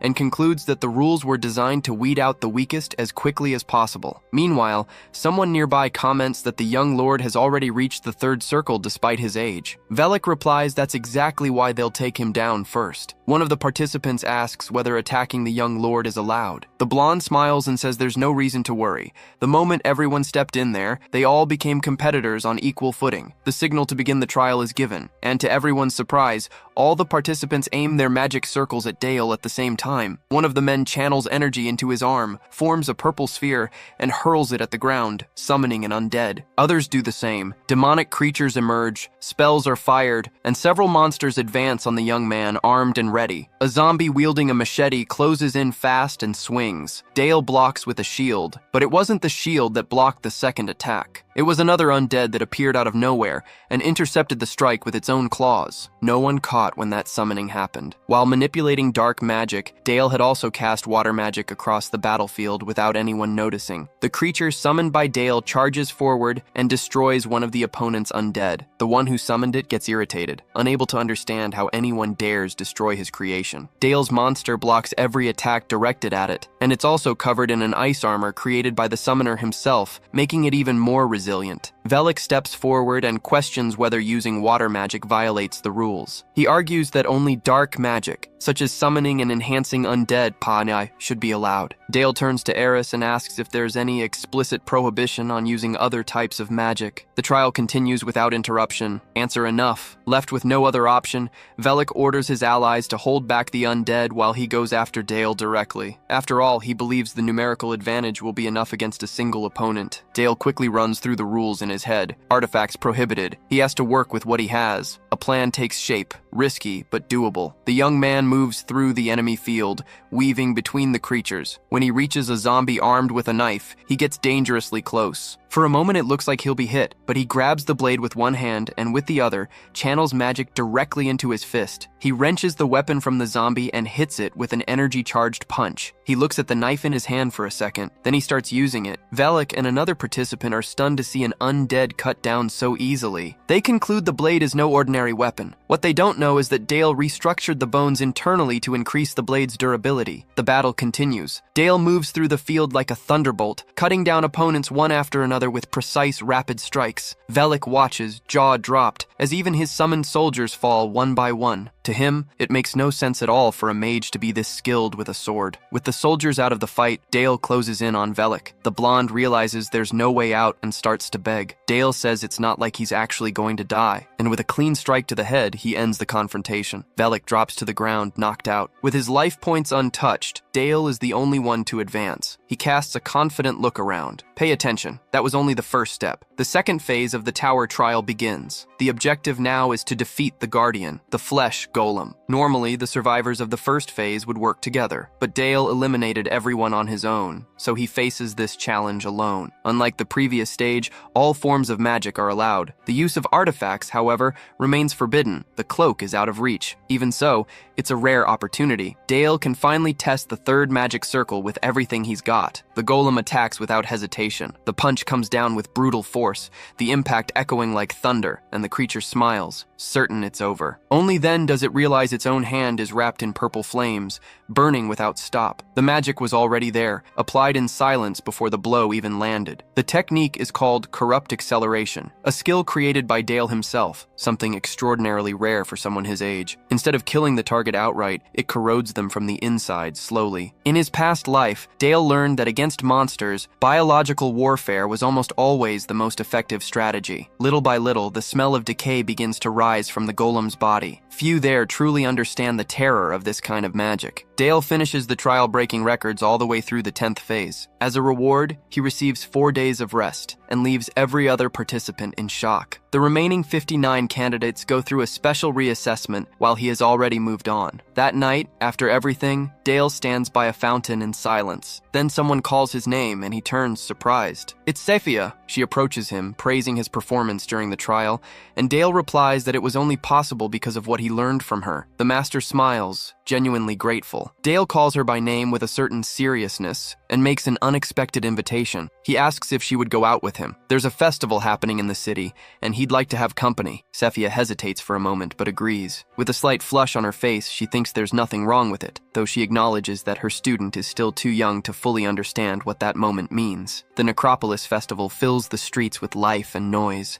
Fireworks burst across the night sky. Sophia asks if he isn't tired after the trial, and Dale explains that he still has several days off before the next phase. A slightly awkward silence settles between them. The full moon shines bright, and the scenery is too beautiful to ignore. Sophia looks around with a quiet smile. Dale notices that keeping a conversation going with her was never easy, but it wasn't an uncomfortable silence. It had always been that way with his master, maybe because she had always trusted him. Days earlier, upon reaching the third magic circle, Dale faced exactly what Sophia had always warned him about, the mind space. While concentrating, blood began to drip from his nose. To transcend his own limits, he had to release mana beyond the capacity of the second circle, and only through the backflow would reaching the third be possible. Extremely difficult for anyone. For a child, nearly impossible. Dale felt the consequences in his chest, like a blade passing through his heart. He looked at the sword he held firmly, and suddenly his body was transported somewhere else. A desolate field covered in snow,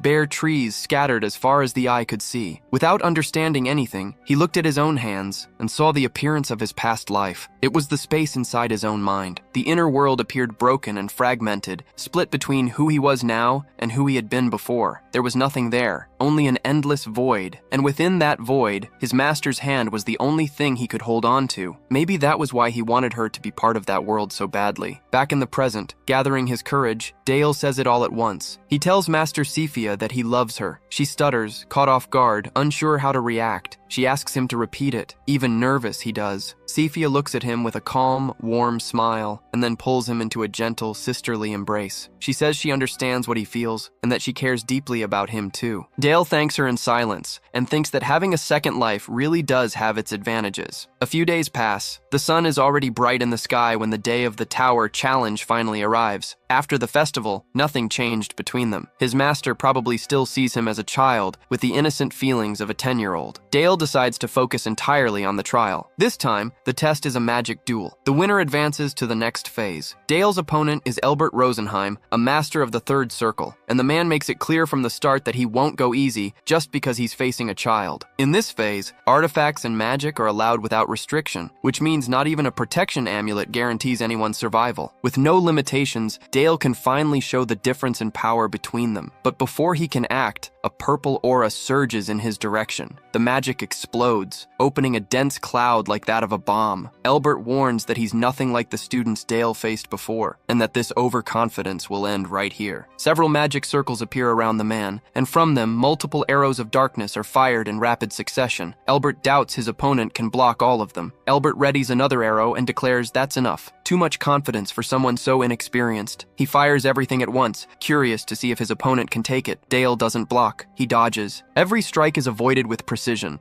not a single movement wasted. Casting before the duel officially began was clearly an underhanded move, but the evaluators don't step in. They're too curious to see how far the boy will go. That's exactly the kind of thing that makes Dale unable to stand mages. Elbert grips his book firmly and, in a pompous, over-the-top display, summons a series of undead, demanding absolute loyalty. It's painful to watch. Even so, the man's abilities are clearly beyond anything Dale has faced before. The creatures advance. Dale evades everything with ease, showing no sign of effort. Elbert taunts him, asking how long he plans to just keep dodging, and whether he really thinks he can win that way. Another undead appears wielding an axe. A purple aura pierces straight through its neck. That same energy spreads and wipes out all the other creatures at once. Elbert is still smiling, still taunting, but the moment the undead are destroyed, they trigger a self-destruct. A massive explosion kicks up dust and blankets the entire arena. Convinced he's won, the mage declares his victory. Then he opens his eyes. His opponent is gone. Confused, Elbert looks around, asking when he even moved. Dale's voice echoes through the arena. Cheating against a child is about as cowardly as it gets, but the mage can't figure out where the sound is coming from. Suddenly, Dale appears behind him. He remarks that his opponent looks shocked, compliments him on the surprise attack, and begins closing in, wrapped in a spectral form. But he makes one thing clear. Elbert is still nowhere near beating him. Dark energy starts pinning the mage to the ground, threatening to consume him. Dale watches with a faint smile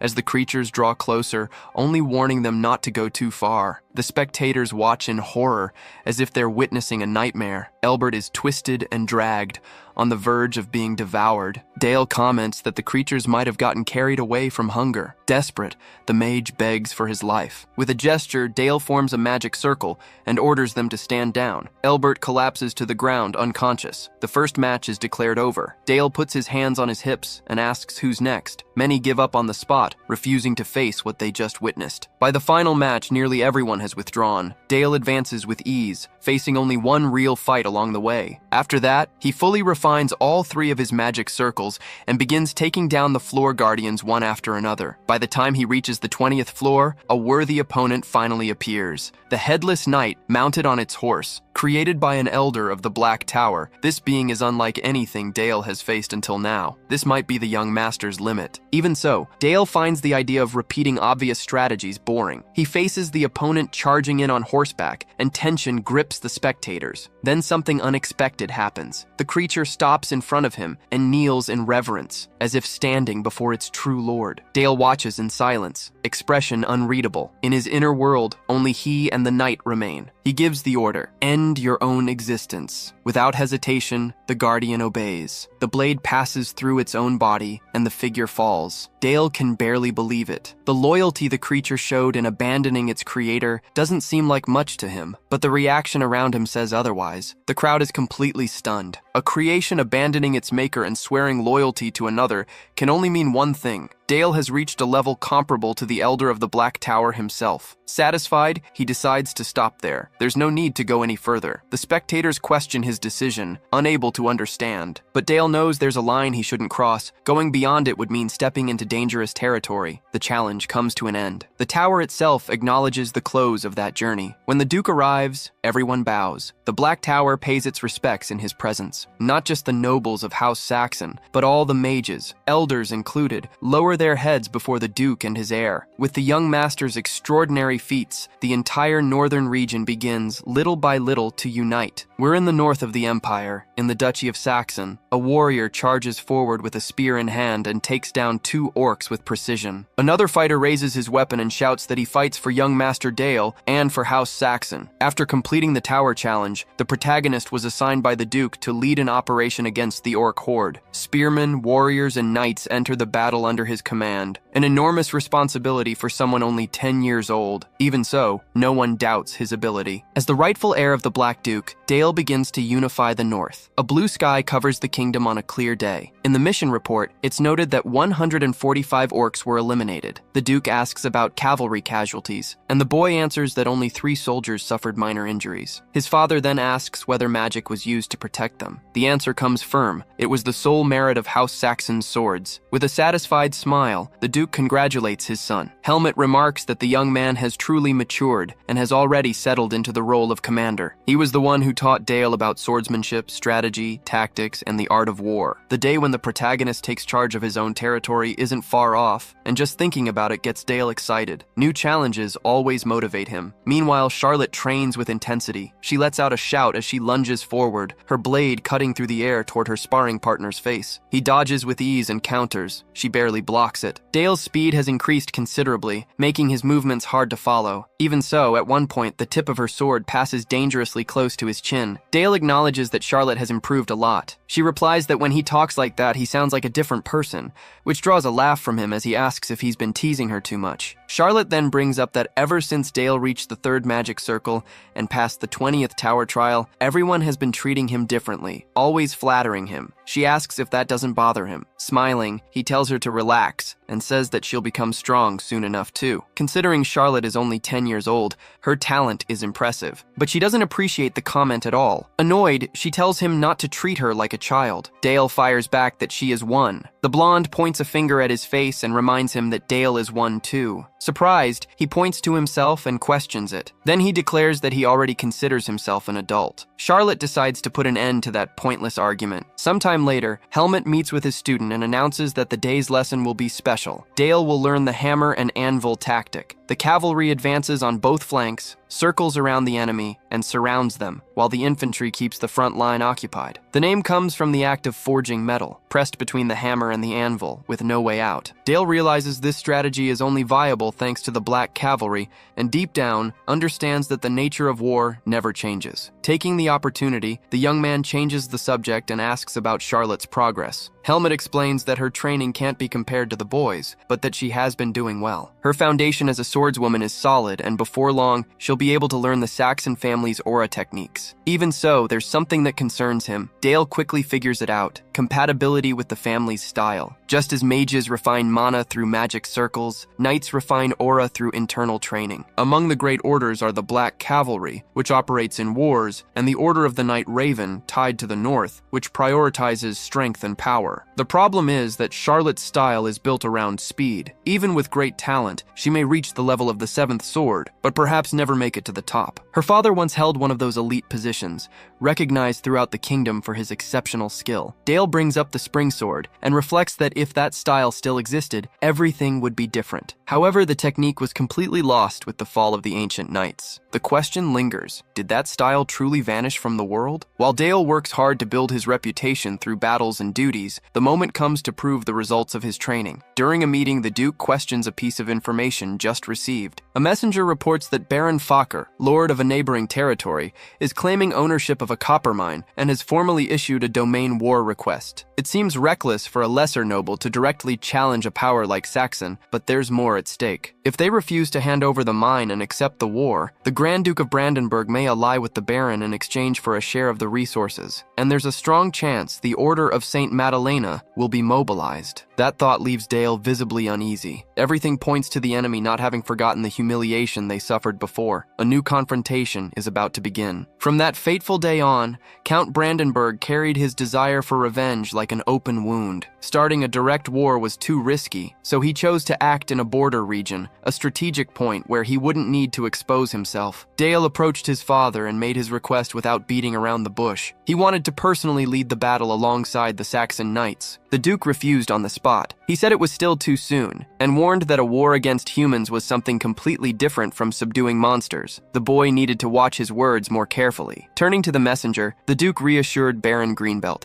guaranteeing that the mine would be protected. The man thanked him, visibly relieved, but still on edge. Sometime later, Dale vented to Helmet, saying he was certain he would do better than anyone else. The knight acknowledged the frustration, but said the Duke surely had his reasons. Then, to change the subject, he revealed he had prepared something special for that day's training, and pulled out a board game. Dale quickly realized it was something like chess, though it went by a different name in that world. Helmet explained that the game had been created based on real battles, and that its rules were quite complex. But if the boy truly wanted to learn strategy at a deep level, it would be a great opportunity. Dale grabbed the board and ran off. Helmet stood there, unable to make sense of the reaction. Moments later, the boy appeared before his father with the board in hand and a straightforward proposal. If he won a match, he wanted permission to take part in the territorial war. He argued that war wasn't just about strength, it was about strategy, and he asked to be judged on those terms. Helmet tried to step in and apologize for the situation, but the Duke cut him off and accepted the challenge. If the boy won, he would take part in the war. If he lost, he would drop the idea for good. The match began. Helmet watched every move closely, and as the turns went on, he noticed something unexpected. The young boy was playing far better than anyone had imagined. At the end of an intense contest, Dale won 2-1, even with the Duke having held the advantage in numbers and positioning. Confident, the boy asked whether the promise would be kept. His father laughed and wanted to know how long his son had known that game. Dale answered calmly that he had found a book in the library years ago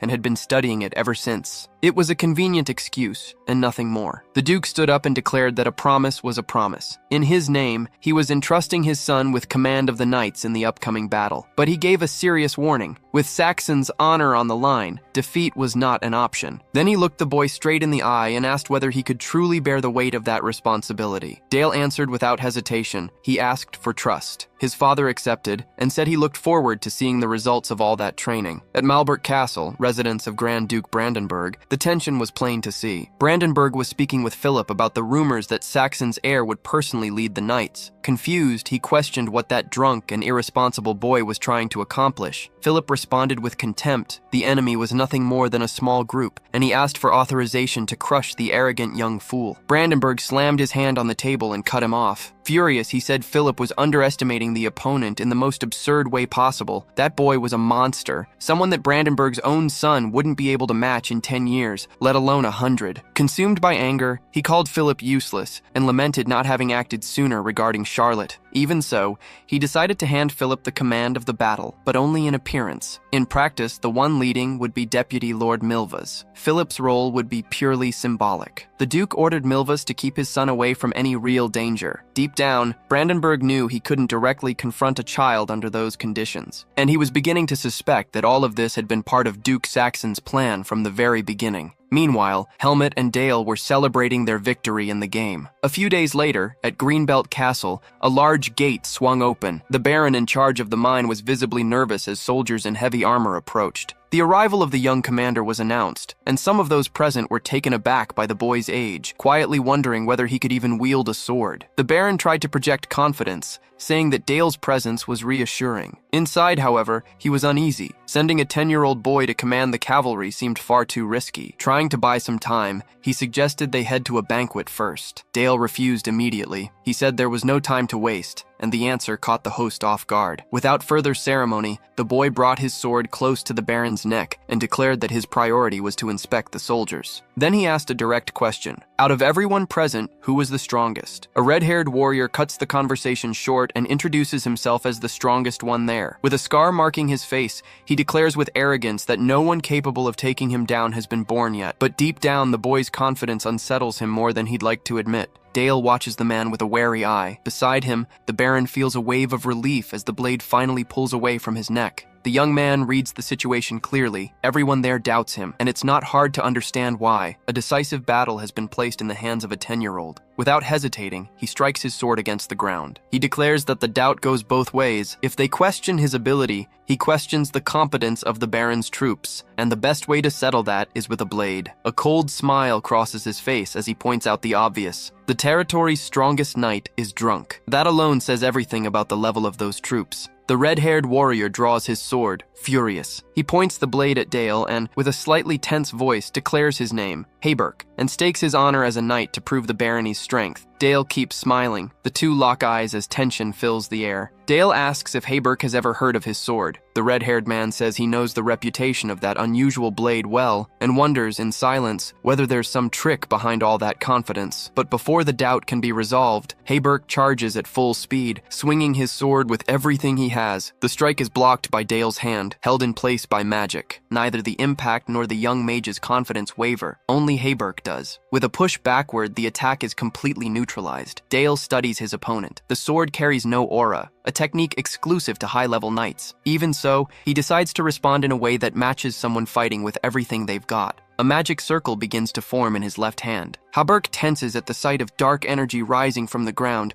closing in fast. He tries to cut through the shadows with his sword, but the strikes have no effect. The pressure builds, his focus starts to crack. Meanwhile, Dale keeps control of the circle and watches carefully. His opponent's skill is far more limited than it appeared. Then something happens that catches even Dale off guard. Haberk cries out in pain and collapses to the ground, defeated. The fall is as quick as it is unexpected. It's hard to believe that the soldier considered the strongest in the region was taken down in a matter of moments. The Baron panics. He demands to know how Dale had the nerve to incapacitate such an important man on the eve of a decisive battle. Dale steps closer and responds coldly. At that level of skill, House Saxon will have to carry the battle on its own, and it's not fair for the Baron to watch comfortably while others die for him. If that is the territory's strongest knight, the situation is critical. House Saxon would never hesitate to protect those who swore loyalty, but that doesn't excuse negligence. Everyone needs to do their part. He then declares that until the battle begins, his knights will be the sword for everyone there, and that a choice needs to be made right now: follow him or lose everything, including their homes, in the next battle. One by one, the soldiers begin to kneel. In unison, they swear absolute loyalty to the young commander. Sometime later, night falls. Helena lies down, clearly worried, while the Duke tries to calm her, running his hand across her face. He says their son has far more than what meets the eye, and that the future waiting for him is something even hard to imagine. With a calm smile, he reaffirms his confidence. He believes the young man is destined to rule that world. In his room, Dale reflects. Before, he was like a frog at the bottom of a well, too limited to see beyond it. Now he understands that clearly. He also suspects that the sacred swordsman already knew the state of the territory,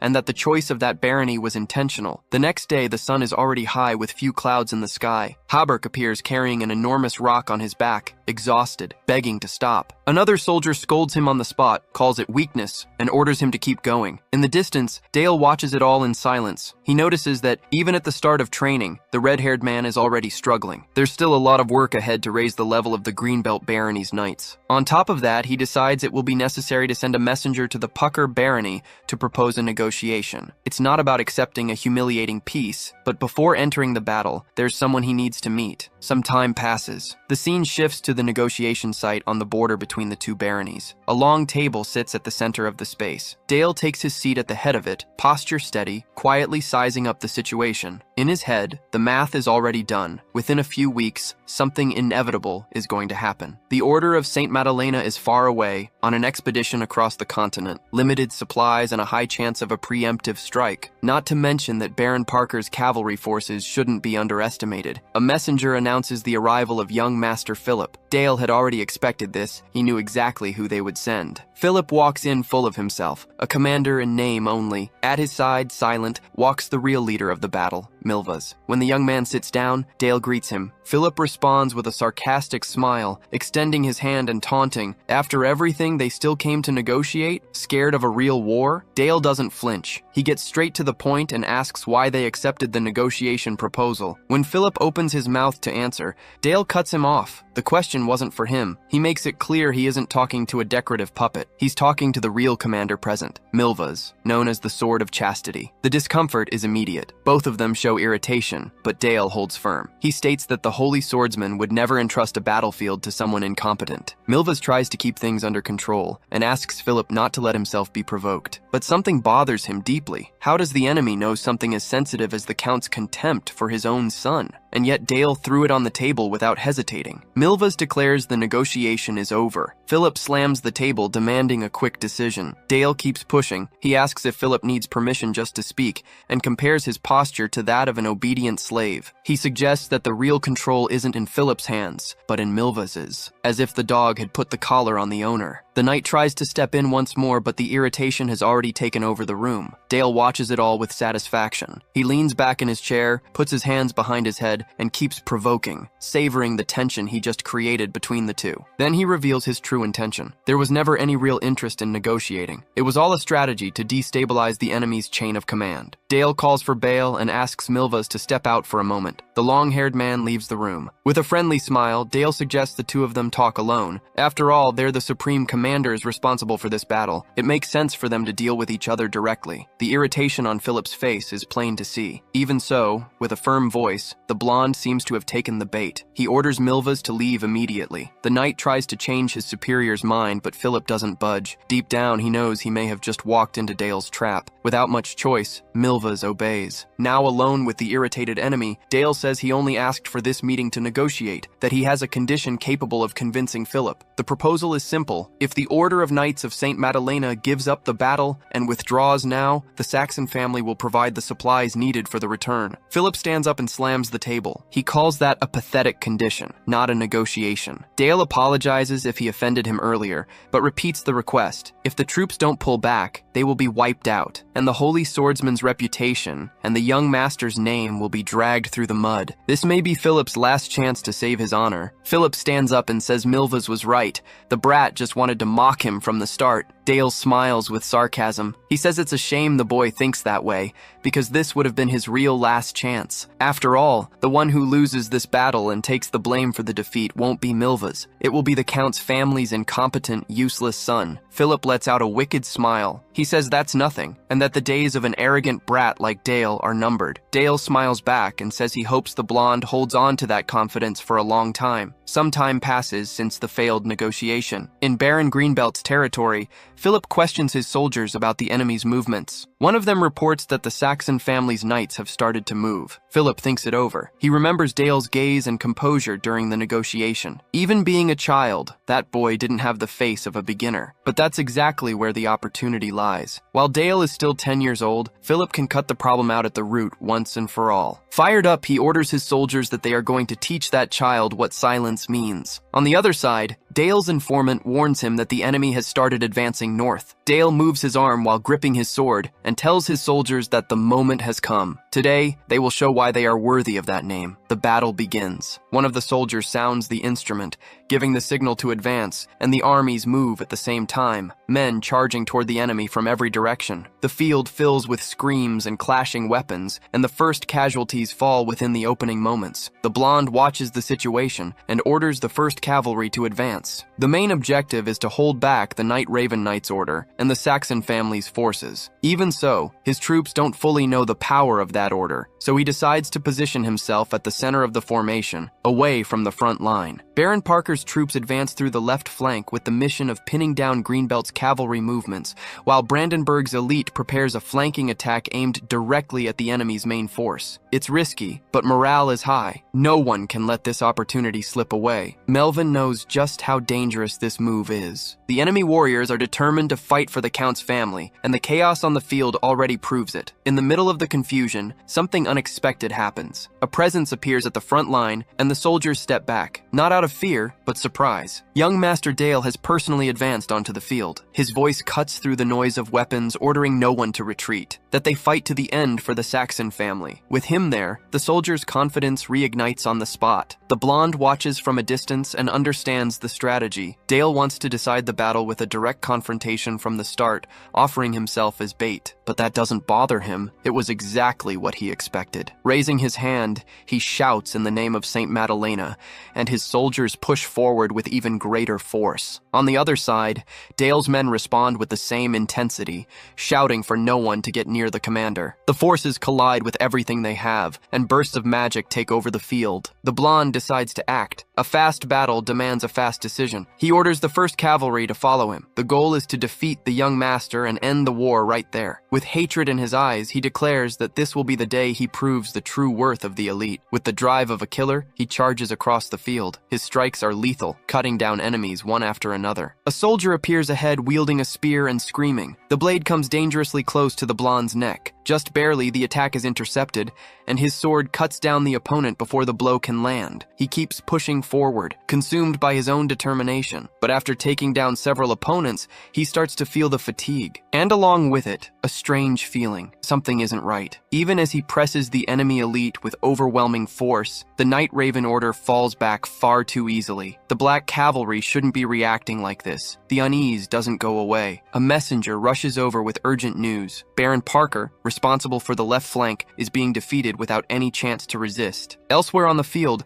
soldiers are dropping one after another. Greenbelt's troops are using aura. Baron Parker's lines are breaking, and the soldiers are desperately waiting for a decision. The commander hesitates for a moment. The young enemy's words echo in his mind, about the responsibility that would fall on an incompetent heir. Another messenger arrives with a plan. Gather the central and rear cavalry to reinforce the left flank. The reaction is immediate. Irritated, the blonde tells everyone to shut up. Then he orders the rear cavalry to be gathered under his command, but with a different objective. He intends to attack through the right flank and push straight to eliminate the real target, the young enemy commander. The problem is that Dale is already leading the rear toward the field. The situation grows complicated. Sending more troops could compromise mobility, and the left flank becomes more vulnerable by the minute, but the decision has already been made. Blinded by the obsession to win, the blonde ignores the calls for help. The enemy's encirclement begins to close in, and the messengers plead for a retreat. The order doesn't come. It's not the moment yet, according to the commander. Then he looks back and finds the real reason behind all of this. Dale is there, watching, with the look of someone who has already won. That look only fuels Philip's fury further. He raises his sword and calls his cavalry. The soldiers, confused, watch the movement and begin desperately calling for orders. Philip closes his eyes for a moment. In the name of Saint Madalena, he makes his proclamation, invoking blessings, protection, and victory, asking that the love and mercy of the sister goddesses be with them. When his eyes open, they are filled with pure hatred. The decision is made. From this moment on,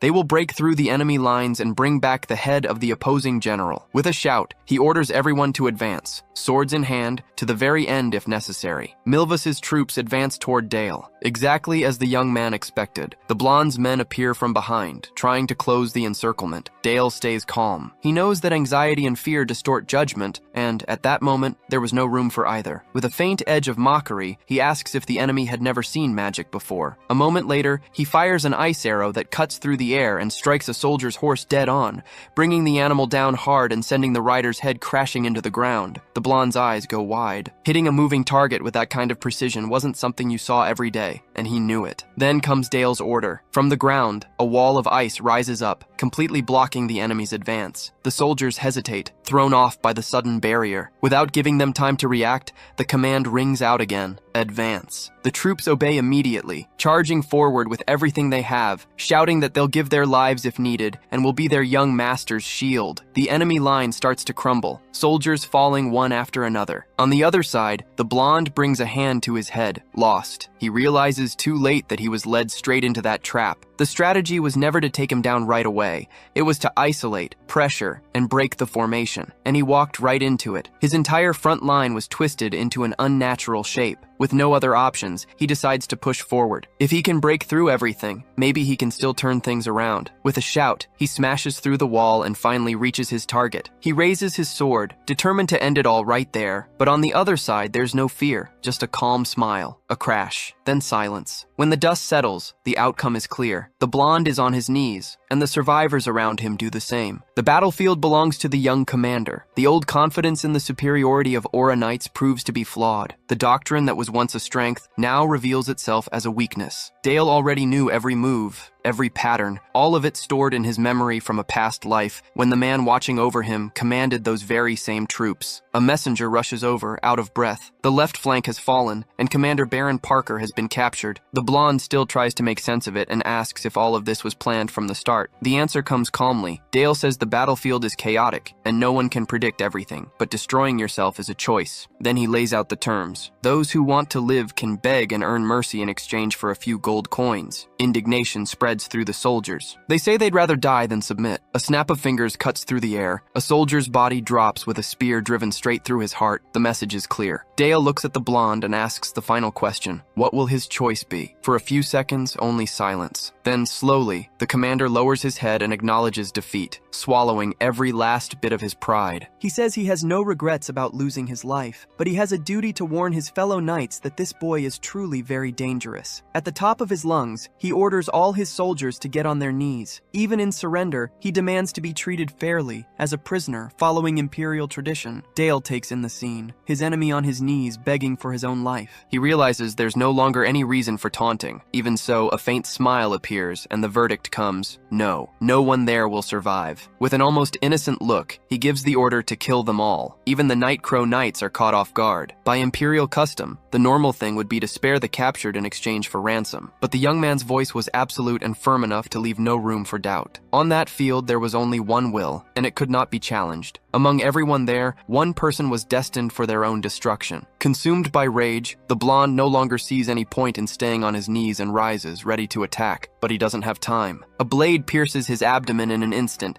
and the soldier's spears reach him before he can even get close. Dale moves closer and speaks right next to his ear. He asks, in a cold voice, if Lord Milvas remembers Dale's death. In the protagonist's mind, that night comes back. The scene is burned in, impossible to forget. The blade driven into the boy's back, and someone watching it all in silence. It was him, present at the execution of the imprisoned hero. Holding the enemy's head, Dale repeats the question. Desperation takes over the blonde's expression. He remembers, but before he can react, a dark energy begins to wrap around them both. He realizes too late that this person should never have been alive. The darkness holds him in place, and his body is taken over without any chance to fight back. With a smile heavy with irony, the final answer comes. Just one word, yes. Dale takes a deep breath. He feels a relief he hadn't felt in a long time. Meanwhile, in another part of the battlefield, the deaths keep coming. The blonde watches his men fall one by one. Disbelief takes over his expression, and by the time he finally understands, the battle is already lost. The right flank was crushed. Sir Milvas and the Aura Knights have fallen. The left flank had been broken long ago. Now, the Black Cavalry closes in around the main force. In the defeated commander's mind, only one thing remains, the boy's mocking smile. A desperate soldier begs for a decision, but pride speaks louder. The blonde repeats, almost in denial, that this cannot be a defeat. He orders everyone to fight to the end, to hold their ground, that the Order of Knights must never kneel. The men hesitate. Pushing forward would mean total annihilation. Even so, the answer comes loaded with hatred. No one disobeys the Supreme Commander. But chaos has already taken over the field. An enemy appears from the side, and the blonde panics, screaming for protection. Deep down, Philip didn't want to die there. He wanted a different end. Time passes, the sky turns orange, and the battle comes to a close. The soldiers celebrate. From start to finish, everything followed young Master Dale's plan. Captured and restrained, Philip struggles and shouts to be released, while the victor watches him in silence. Dale can clearly see how much the other man rejects the idea of surrendering. Even in defeat, Philip insists, they may have lost, but they were not broken. He admits with contempt that he tried to survive at others' expense. As a commander, that was his duty. The young man reaches for his sword. If the battle is over, there's no reason to keep him alive. In a last act of desperation, Philip proposes a duel to decide the battle's outcome. A soldier reacts, finding it absurd, but Dale gestures for them to let him speak, and he accepts, with a crooked smile. The blonde starts to draw his sword, but doesn't wait. Before the fight even begins, he charges forward, trying to exploit an opening. Deep down, he had already counted on his rival accepting. He raises his blade, screaming for his opponent to prepare to die. He doesn't come close. From the ground, a dark energy rises and cuts the strike short. Philip's expression shifts instantly, from confidence to pure despair. His body drops and begins to writhe on the ground, screaming and begging to be saved. Dale watches. There is no empathy in his gaze, only contempt, and so that loud war ends with the pathetic scream of a cowardly man. Sometime later, trumpets echo to mark the arrival of someone important. Young Master Dale returns victorious. The common folk comment that the boy surrounded and completely annihilated the Order of the Knights of St. Madalena, but not everyone is celebrating. A hooded figure approaches and says, "This is no cause for celebration. Many lives were lost that day, and in all likelihood, God did not wish for this outcome." The voice behind those words reveals itself as Cardinal Nikolai of the Church of the Goddess Sistina, and warns that this child's blade may not hesitate to be turned against allies. The protagonist approaches a large door, with Bale at his side. A sweet voice echoes through the corridor, calling out for her big brother. It's Lisa, Dale's younger sister, visibly more grown up. The two embrace warmly, and the young man smiles, asking if she missed him. Shortly after, Helmet approaches and congratulates him on the victory in his first battle. Hand in hand with his sister, Dale enters the hall. Familiar faces wait for him. His master Safia, Charlotte, and further ahead before the altar,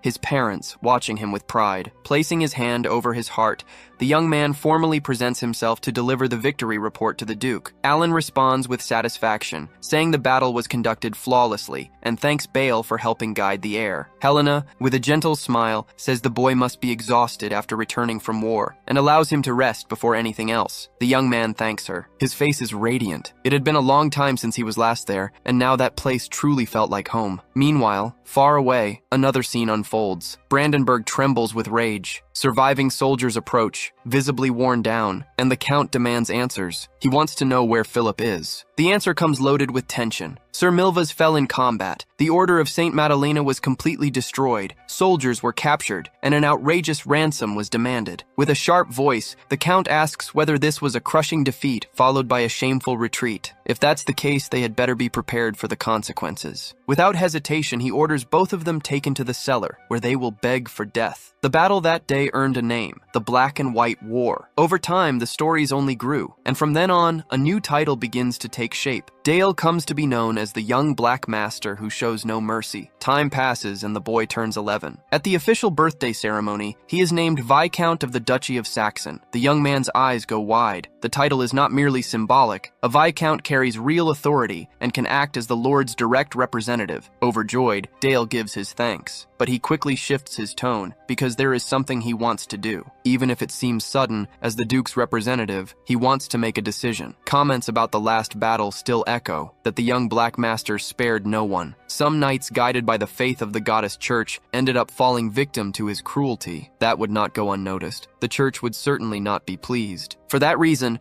the young man wants to set out on a pilgrimage to the papal territory of the goddess Sistina and, with his own hands, face the weight of the reputation he has built. The Duke listens to his son's proposal with a closed expression, giving nothing away. He says he can't understand that decision. Fear is a valuable resource, hard to replace, and yet the boy intends to give it up just to please the Church. The young man responds calmly. There is a force worth that risk. Alan, curious, asks if there's another plan behind this. The protagonist confirms it. He intends to put forward a proposal that can't be refused, and on top of that, get his hands on forbidden grimoires. A few days earlier, while he slept, the young man began to feel something was wrong. It was as if forgotten memories were forcing their way back to the surface. Suddenly, a massive skull appeared before him, staring him down with a question. Did he remember their deaths? The next instant, a violent pain tore through him, and words echoed in his mind. He woke up abruptly, breathing hard, hand pressed to his chest. That was no ordinary dream. It was something deeper, tied to the darkest corner of his own mind, which was forced open when he reached the third magic circle, and what he found there wasn't control. It was loneliness. The young man understood he was still not enough. He needed more power, more control. Just as a knight masters his sword, a truly exceptional mage needs a grimoire. Sometime later, a carriage travels far from the kingdom. The border between Barony Greenbelt and Barony Parker marks the end of the Empire's northern region and the beginning of the Central Zone. After the defeat in the war, the fallen Baron was left with only one way out: banditry. Arrows cut through the air without warning. They barely miss the horses, which stir nervously. Armed men appear blocking the road, demanding to know what the travelers are doing there. According to them, it's common knowledge that you pay a toll to cross noble lands. The young man responds without showing any concern. He had already prepared a sum for this. One of the men smirks, takes the bag, and confirms by the weight. It's full of gold, far too generous for a simple toll. Satisfied, the bandits let the carriage through. The carriage moves on. The men laugh among themselves, convinced they came out ahead, already scheming something bigger. The calm doesn't last. Further ahead, a voice calls out from above, ordering them to stop. The Baron himself appears with all his arrogance and questions how they dare cross his territory without paying. Bale responds calmly. The amount had already been handed over to his subordinates, and charging twice is against the law. The men around them deny everything. They say they've never seen these travelers before, that this is the first time they've met, and that the ones breaking the law are the travelers, not the bandits. The Baron warns that if they still value their lives, they should hand over everything they have. One of the soldiers adds with pride, they are standing before the famous hero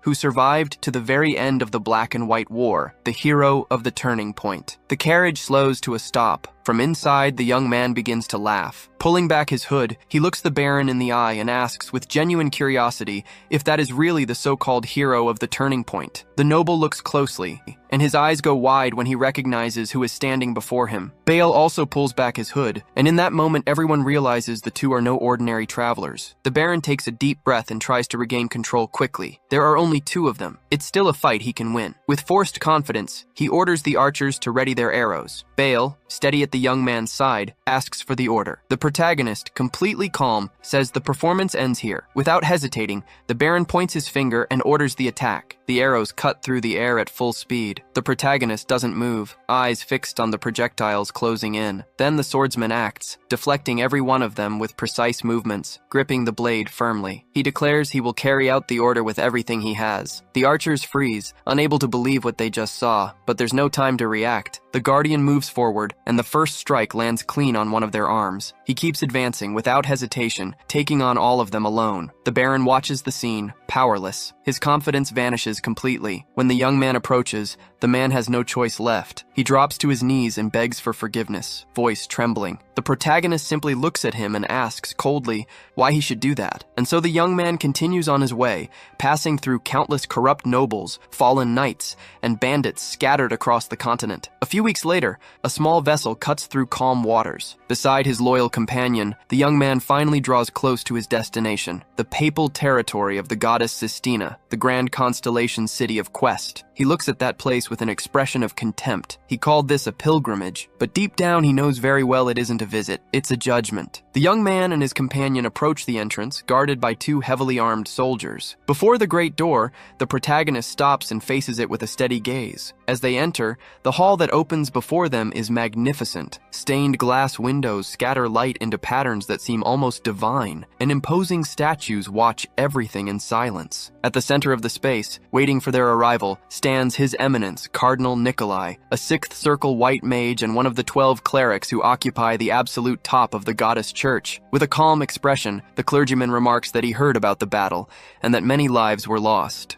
He mentions the sacrifice of the brothers of Santa Maddalena as something deeply regrettable. The protagonist responds calmly that he regrets it as well. His poor judgment cost more than it should have, and that is why he decided to conceal his position and come personally to the papal territory on a pilgrimage as a way of seeking redemption. He hopes his feelings reach the goddess. The cardinal watches the boy carefully. To him it makes sense. The weight of war must have been too heavy for someone so young. After all, he is still just an 11-year-old boy, and that makes everything simpler. In a serene tone, the man declares that the goddess's mercy is open to all, and that there is no sin in this world that cannot be forgiven. The young man is silent for a moment. Then Dale asks again if that is really true, if there is no unforgivable sin. The clergyman confirms without hesitation, and the boy raises his gaze and asks if that is why he sold the goddess's country to the empire. Silence falls like a blade. Caught off guard, the cardinal laughs and calls it an absurd joke, but the protagonist does not back down. He explains that before the papal state was forcibly annexed,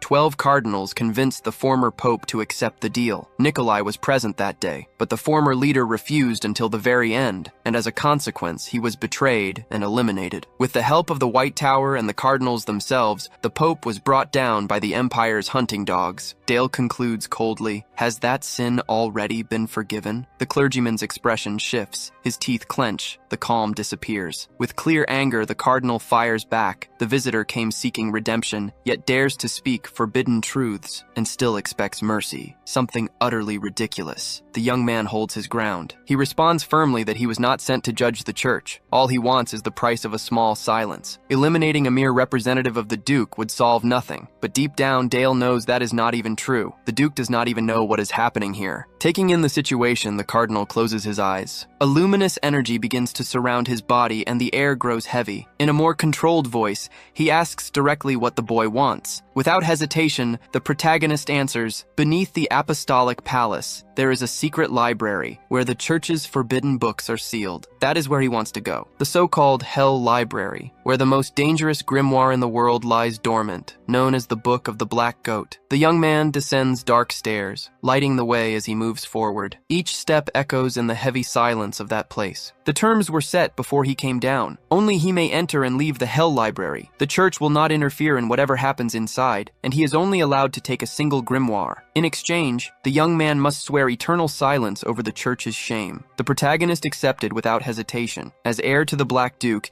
he made his oath in the name of Satis. The two joined hands, and a pure white energy rose around them, as if a divine entity were sealing the agreement. The cardinal declared he would take both their hearts as collateral. That was how they bound the pact through the contract magic Gaius, the pride of the White Tower. There is no going back. If either one breaks the agreement, the contract itself will destroy their hearts. With the pact sealed, the young man continues alone until he finally stands before the gate of hell. On the door, a phrase is carved: "Those who enter must abandon all hope." The boy places his hand on the surface. As if responding to his presence, the gate opens on its own. That stirs his curiosity. It is no wonder they call this place hell. What lies beyond the entrance is not a simple library. It is a vast dungeon, and the so-called forbidden books are, in truth, sources of calamity. For a mage, a grimoire is worth as much as a sword to a knight. Seeking a powerful one is only natural. In one of the corridors, the young man encounters the Guardians, creatures made from bodies used to protect that place. An irony: those who preach the light are not so different when they need power, using corpses all the same. Without warning, the Guardians advance. The protagonist reacts instantly, drives them all back with magic, and presses on. Inside, there is no need to hide anything. He can use his full power, and that makes him feel free. With a decisive motion, the boy takes a dagger and cuts his own hand. Dark liquid flows as the ritual begins. In a firm voice, Dale declares his name and lineage, invoking something ancient on the floor of that dungeon. He calls upon the black goat of the forest of 1,000 descendants, demanding it fulfill the contract with the clan of darkness. The surroundings react immediately. A distorted voice rises, saying that this fluid carries immense power, that it belongs to a true mage, and accepts the call. But then another voice cuts in, then another and another. Multiple presences manifest at once, all competing for that contract, fighting for the chance to be chosen. The scene around him shifts, and a suffocating atmosphere takes hold of the place. Then a hooded figure appears before him. The entity proposes a contract, promising to destroy all enemies and bring a true festival of death against anyone who stands in the way. Looking out at that warped landscape, the young man begins to understand where he is. The mental world of a grimoire called the Book of Massacre, a forbidden tome built upon countless lost lives, carrying within it the essence of a cruel and boundless magic. Even so, he doesn't hesitate. Firmly, he orders the creature before him to stand aside. That's not what he's looking for. The entity rages at the rejection, but the young man just smiles without any sign of fear and makes it clear he's not the one trapped here. His energy begins to rise, dark and dense, and the environment reacts. That place is just a world inside a book, and a world like that has no way of invading his. The surrounding scenery is consumed and replaced by a dark purple space, heavy like the mind of someone who has seen things that shouldn't exist. The creature falls into despair. It can't understand how it's being overpowered by a mere child. The young man responds coldly. The number of lives taken by the master of that book doesn't come close to what he's already seen. An entire city, maybe more. The entity panics and charges with everything it has, refusing to be consumed. But it's already too late. Its body begins to come apart, fragment by fragment, until nothing remains. The environment returns to normal. The floor is still covered in red liquid, but the walls look unstable, as if the space itself is on the verge of collapse. Then a sweet voice rises. A girl with long hair and goat horns appears and calls him brother. The young man turns slowly. The figure approaches with a smile, says it's a pleasure to meet him, that she's been alone for a long time, and asks, with a curious look, if he'd like to play. The protagonist watches her in silence. He knows who she is. That grimoire was created by the immortal Duke Frederick, who sacrificed his own daughter in pursuit of pushing past the limits of death. That's why the book's avatar takes the form of a child, but that presence is not human. Without wasting time, he makes his offer. He wants the little girl to form a contract with him. She agrees, but with one condition: she wants to see his world. Dale agrees. The next instant, both of them are transported to the protagonist's inner space. The little girl looks around in surprise, enchanted. She says she likes this place, and that she likes her new brother even more. But something catches her attention. There are other people here, frightened figures, and among them is Cardinal Nikolai. Their presence says everything. No one believed the young man would actually manage to obtain that grimoire. The protagonist faces the clergyman and asks why he's there, since he made it clear the church would take no responsibility for anything that happened in that place. With a slight smile, he concludes that the man simply couldn't trust his own agreement and came in person to eliminate him. A grave mistake. Grave. This is the world of darkness. and for someone of the light, there could be no worse place to fight a battle. The horned girl tilts her head, curious, and asks her brother if she can devour those people. The young man looks at her for a moment and replies coldly that if she gets sick, that's not his problem. The little one smiles, excited, saying she'll finally have a feast after so long trapped in that frozen void. Nikolai begins to pray urgently, invoking the name of the Father, the Son, and the Holy Spirit. An intense light takes shape behind him, and an angelic entity descends onto the battlefield. The other soldiers follow his lead, raising their voices in prayer. Their backs tear open in light, wings emerge, and their bodies transform into divine figures, resembling angels. The protagonist watches in silence. He already knew it wouldn't be simple. The winged figures advance at an absurd speed. The young man moves at his limit, dodging blow after blow, feeling danger graze his body with every strike. A blade nearly catches him. Without hesitating, he responds with his magic, firing dark projectiles, but the creatures dodge with frightening precision. Nikolai raises the crucifix and declares that the boy is still limited to the third circle, and that the Black Goat's grimoire also cannot release its power in such immature hands. The light around the cardinal intensifies, as if divinity itself is being channeled in that very instant. The horned girl brings her hands to her ears, clearly affected by that sacred energy, but something inside her shifts. Her face contorts, not in pain, but in pure irritation. A dark energy begins to leak from her body, dense and violent, distorting her silhouette. Tentacles emerge. The angels advance without hesitation and cut through everything in a single motion. One of them appears before her and declares that the hour of judgment has come. The next instant,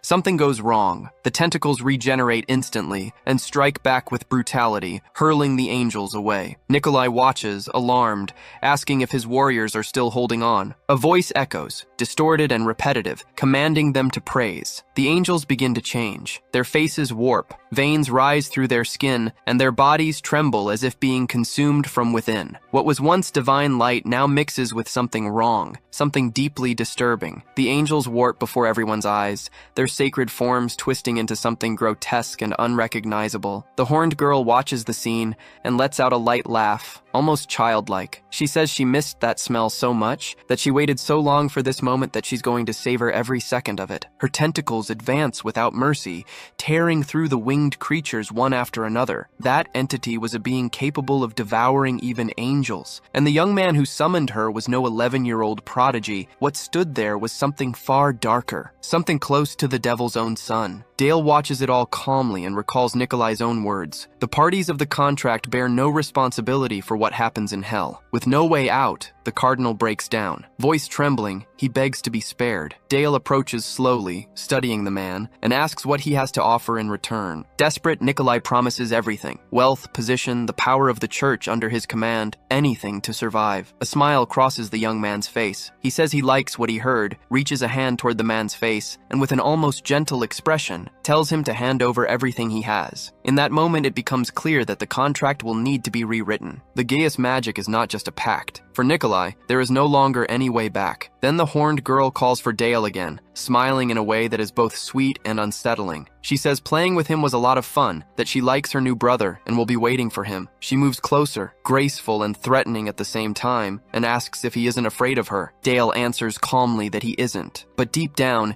he knows that existence is far too dangerous to be revealed carelessly. A power he hasn't fully mastered yet, one that cannot be used recklessly. The girl's tentacles wrap around him as she asks if they'll get to play like this again. He says yes, drawing an excited smile from her. Dale tells her they'll see each other soon, and that when that day comes, she can play as much as she wants. The surroundings begin to dissolve. The void gives way to the cold stone walls of the library dungeon. Before disappearing, the girl says she'll be waiting for that reunion. And just like that, the chaos of hell comes to an end. The heir of the Saxon family receives a grand pardon issued in the name of Cardinal Nikolai. As a symbol of a new alliance between the church and the duchy, a grand ceremony is held, something never seen before. And on the way back, the young man no longer travels as an unknown pilgrim. No one dares stand in the path of the young Black Master's sword. A few months pass. Charlotte is at the training grounds when Helmut asks with firm composure if the young lady is ready to begin. At that very moment, a purple energy begins to radiate from her body. The aura grows dense and vibrant, enveloping her completely as her concentration reaches its peak. The blade is taken over by a dark energy tinged with deep violet, as if carrying a power beyond the ordinary. Around her, the soldiers can't hide their excitement. Helmet watches with a faint smile and acknowledges that manifesting aura at this level at such a young age is something extraordinary. Then a voice cuts through the moment, calling for Charlotte de Orhard. Dale approaches, fixes the girl with a serious look, and asks, "By the honor of her lord, her family, and everything she must protect, does she swear as a knight to fulfill her duty?" Without hesitation, Charlotte drives her sword into the ground and kneels before him. Her answer is firm. She swears it from the bottom of her heart. Dale rests the tip of his sword on her shoulders in a solemn gesture and asks if she swears to resist greed, protect the weak, and punish evil. The blonde raises her voice, resolute, and swears again. Then, in the name of the Saxon family, Dale names her Sir Charlotte, his knight. The two walk side by side after that. Dale, thoughtful, asks if she truly believes it will work out. Charlotte answers without hesitation that she does. She says she chose the Saxon family's sword because it was that sword that shaped who he became. Of her own will, she gave up her rapier and chose the great sword, even though it wasn't the easier path. Maybe he underestimated her talent. Dale changes the subject. He says he received troubling information. A massive orc army is gathering beyond the Demon King's territory, and by all accounts, the war chief himself is leading the troops. His father has already summoned the duchy's forces and all the lords of the north. A large-scale war is about to begin. That's why he wants Charlotte to fight by his side, not just as an ally, but as his true knight. Charlotte responds with quiet seriousness that she understands. She promises to be the sword that protects her lord with all her honor. Dale smiles faintly, knowing she will without a doubt be a formidable ally. Meanwhile, the Duke reviews reports with a heavy expression. Movements of a large orc army have been detected descending from the Darklands. One of the informants asks uneasily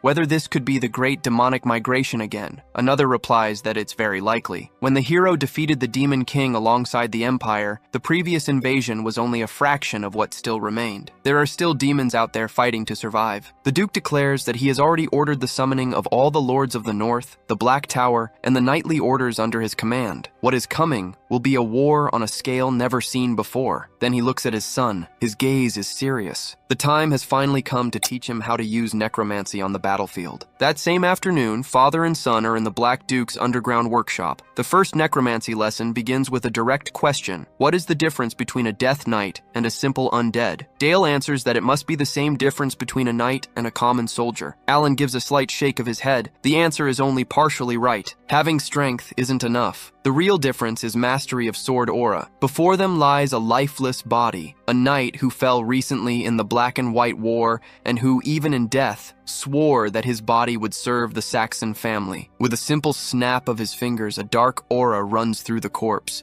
seeping in as if awakening something that had been asleep. Alan explains that the higher the rank of a knight in life, the more powerful the death knight raised from him will be, and that knights, living or dead, remain soldiers of pride, something Dale must never forget. After the demonstration, the Duke turns and asks his son to follow him. There is something more important to be shown. The two descend through the dungeon, going deeper with every step. The sound of their footsteps echoes through the emptiness. The silence between them is heavy, but full of meaning, and Dale starts to wonder how far they will go. Then Alan breaks the silence and asks if his son knows the name of the immortal Duke Frederick, founder of the Saxon family. Dale recognizes the name immediately. The grimoire created by that man is carved into his heart, but he only answers that he read about him in books and that his father told him a few things. Alan continues. That man was a true monster, someone who didn't hesitate even to sacrifice his own daughter in pursuit of power. What is about to be shown is the legacy he left behind, the darkness of an ancient era. The two pass through a violet portal. Alan explains that only those with the purest bloodline of the family can cross through it. When they reach the other side, Dale's eyes go wide. Before them, a silent crowd of knights in black armor, completely still. Alan reveals the truth. The immortal Duke found a way to operate the dead without the constant need for mana. Generation after generation, the leaders of the Saxon family continued that work, building an army of the dead, the so-called Death Order, and Alan himself carries on that legacy to this day. Dale clenches his teeth. Everything starts to make sense. His father's words about proving will through actions, about never losing that determination. The family's isolation, the fear they inspire in the world. It's no accident. It's a choice built on a power too dark to be accepted by anyone else. For a moment, a thought crosses his mind. The contradiction is so great it's almost nauseating. The Duke extends his arm toward that silent army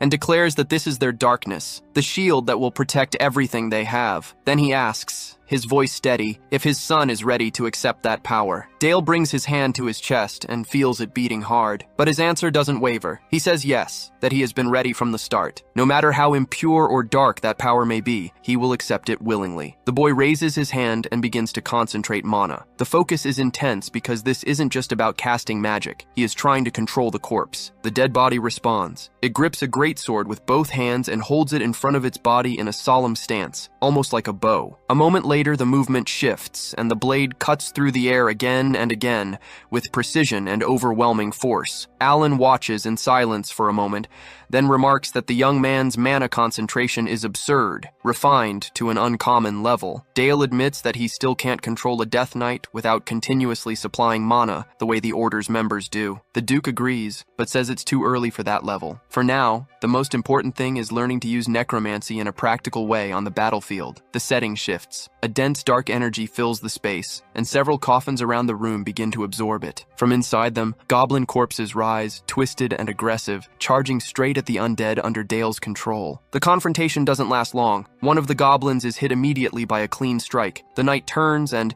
in a single sweeping motion, takes out every enemy around it. Then silence. The result is absolute. Inwardly, Alan is surprised. Not all Death Knights are equal, and Dale's swordsmanship surpasses even that of the Night Raven Knights. Sometime later, Sephia watches her student train with a different look in her eyes. She feels a tightness in her chest that she can't name, and it's starting to bother her. The elf recalls the day the boy said he liked her, pretending to be just a child. But the master saw what was inside, a cold and dark world, and the quiet longing of someone who craves genuine affection. As the boy keeps destroying his targets, she tries to push those thoughts away. She takes a deep breath and decides to compliment him, saying that his control over the water attribute has improved a lot. Dale explains that he made a promise to his father to become someone worthy of pride, but something about him seems unsettled. Sophia notices and asks what's going on. The young man looks down, slightly hesitant, and then asks an unexpected question, whether she would still be able to care for him even after seeing his ugliest side. He admits that one day he will have to fully embrace the dark side of his family, and he fears that when that day comes, his master will be disappointed in him. For a moment, silence fills the space. Then Sephia steps closer, places her hands on his face and makes him look at her. Her eyes don't waver. That simple gesture makes the young man's heart race. Sephia looks at her disciple with a deep gaze and says that an elf's life is long. Even when he becomes a true man, she will probably remain exactly as she is now. For a moment, her thoughts drift. She remembers when rumors of Dale's victory in the Black and White War spread across the Empire. People praised his talent,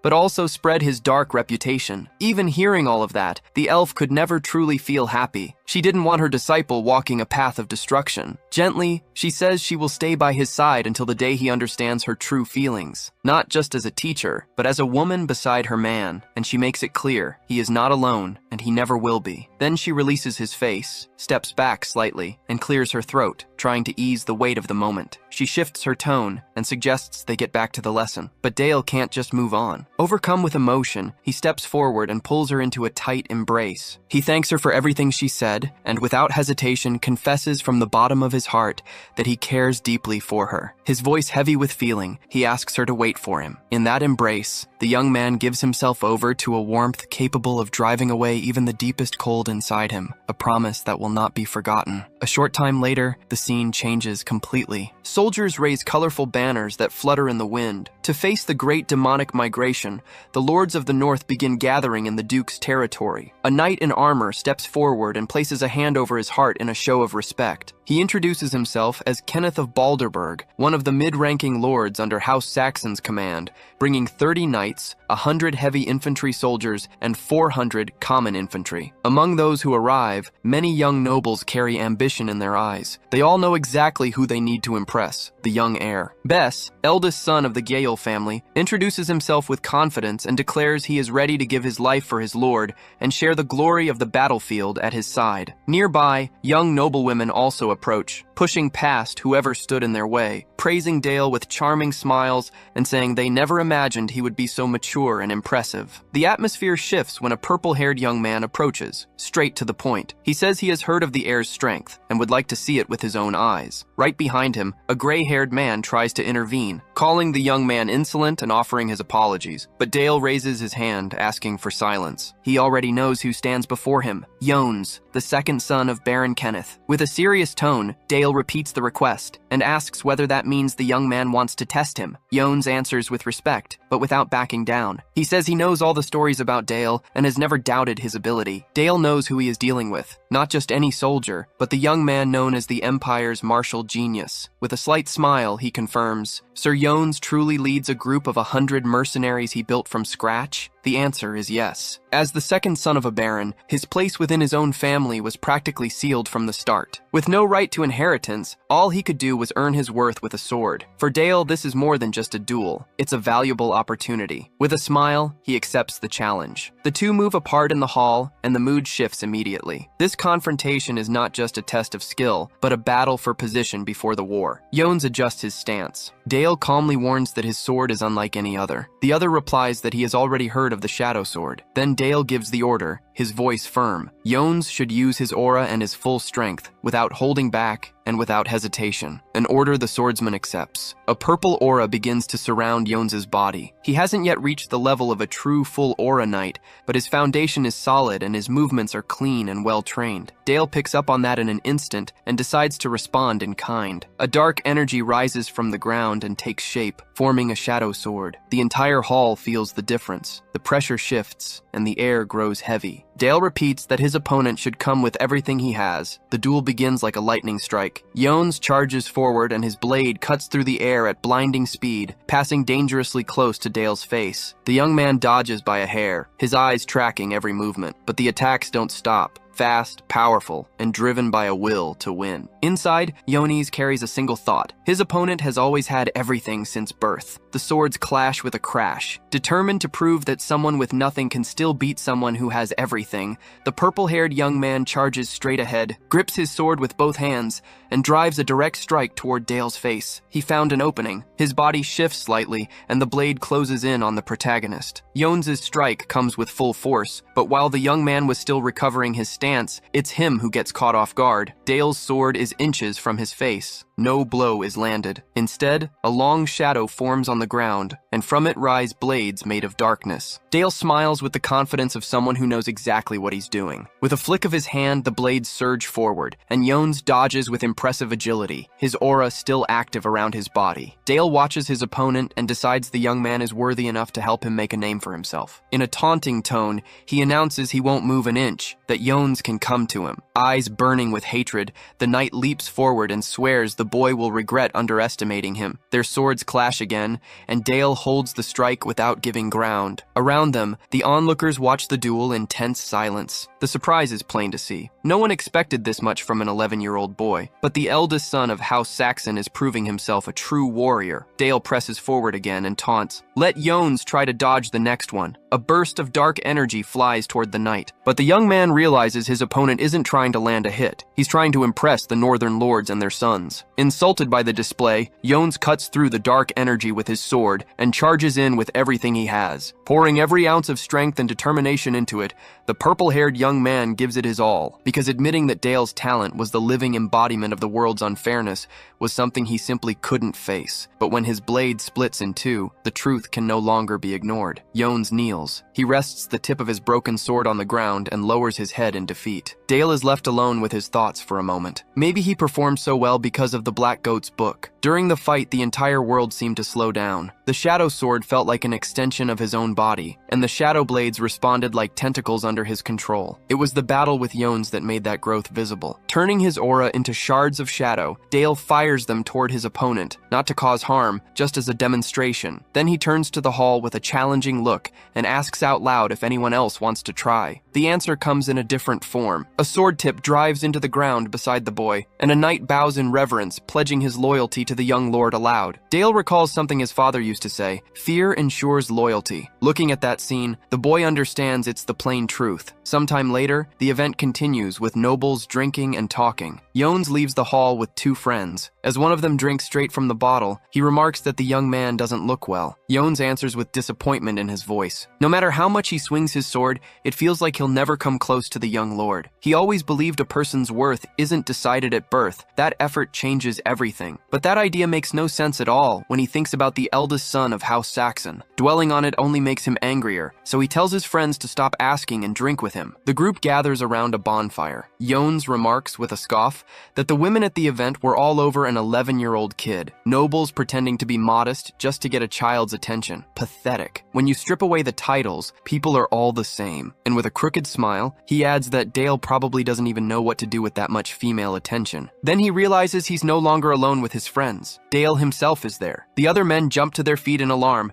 asking when the boy had shown up. With an easy arrogance, the young man sits down by the bonfire as if he'd been invited. He picks up a bottle and asks Yones to pour. As the young man pours, Dale asks if he resents the world. To the boy, the world is unfair and absurd because there isn't a single thing humans can decide for themselves. From the talent they're born with to the environment they grow up in, everything is beyond anyone's control. With a friendly expression, he places his hand on Jonas' shoulder and tells him not to be too hard on himself, because there is no fate that can be changed by one's own hands. Jonas hears that and starts laughing, a laugh that won't stop. Then, with a tired smile, he admits the young lord is probably right, that no matter how hard he pushed himself, he never really had a chance. Dale says he's grown quite fond of the young man, of him and his mercenary company. Then he asks if they wouldn't like to put their swords to use in the name of House Saxon. The offer leaves Jones completely at a loss. Dale lays out the proposal. The Night Ravens, his order of knights, can train Jones's men before the approaching battle, from how to wield a sword to the methods of aura cultivation. There was a cruel irony in that. The boy who had shown Jones more than anyone how unfair the world was now the only one willing to give him a chance no one else would dare offer. Dale explains that he needs more people on his side, and that Jones simply happened to be in the right place at the right time. To the mercenary, it felt like the world's injustice had vanished all at once. Sometime later, dawn has already broken over the great Saxon manor. In the castle's meeting room, the Duke calls for a situation report. A massive mountain range separates the Demon King's territory from the duchy, and the defensive line is barely holding. The advanced patrol unit has begun pulling back from the 9th fortress alongside the northern lords, but before giving up the ground, they burned everything they couldn't carry. If the defense holds its position while falling back, the enemy will reach the Upper Saxon River exhausted, and there the soldiers can block and annihilate the main force. The time has come to deploy the field army. The Duke orders the lords to be notified, and the troops to prepare to march. Before everyone disperses, Alan asks to speak with Dale privately. He will place the mobile strike force entirely under his son's command, and once the large-scale conflict begins, Dale will be in command alone. But Safia has decided to stay by his side. This surprises the young man. It isn't the Blue Tower's principle to intervene in worldly conflicts. Alan reflects that the elf is already the greatest advisor to House Saxon,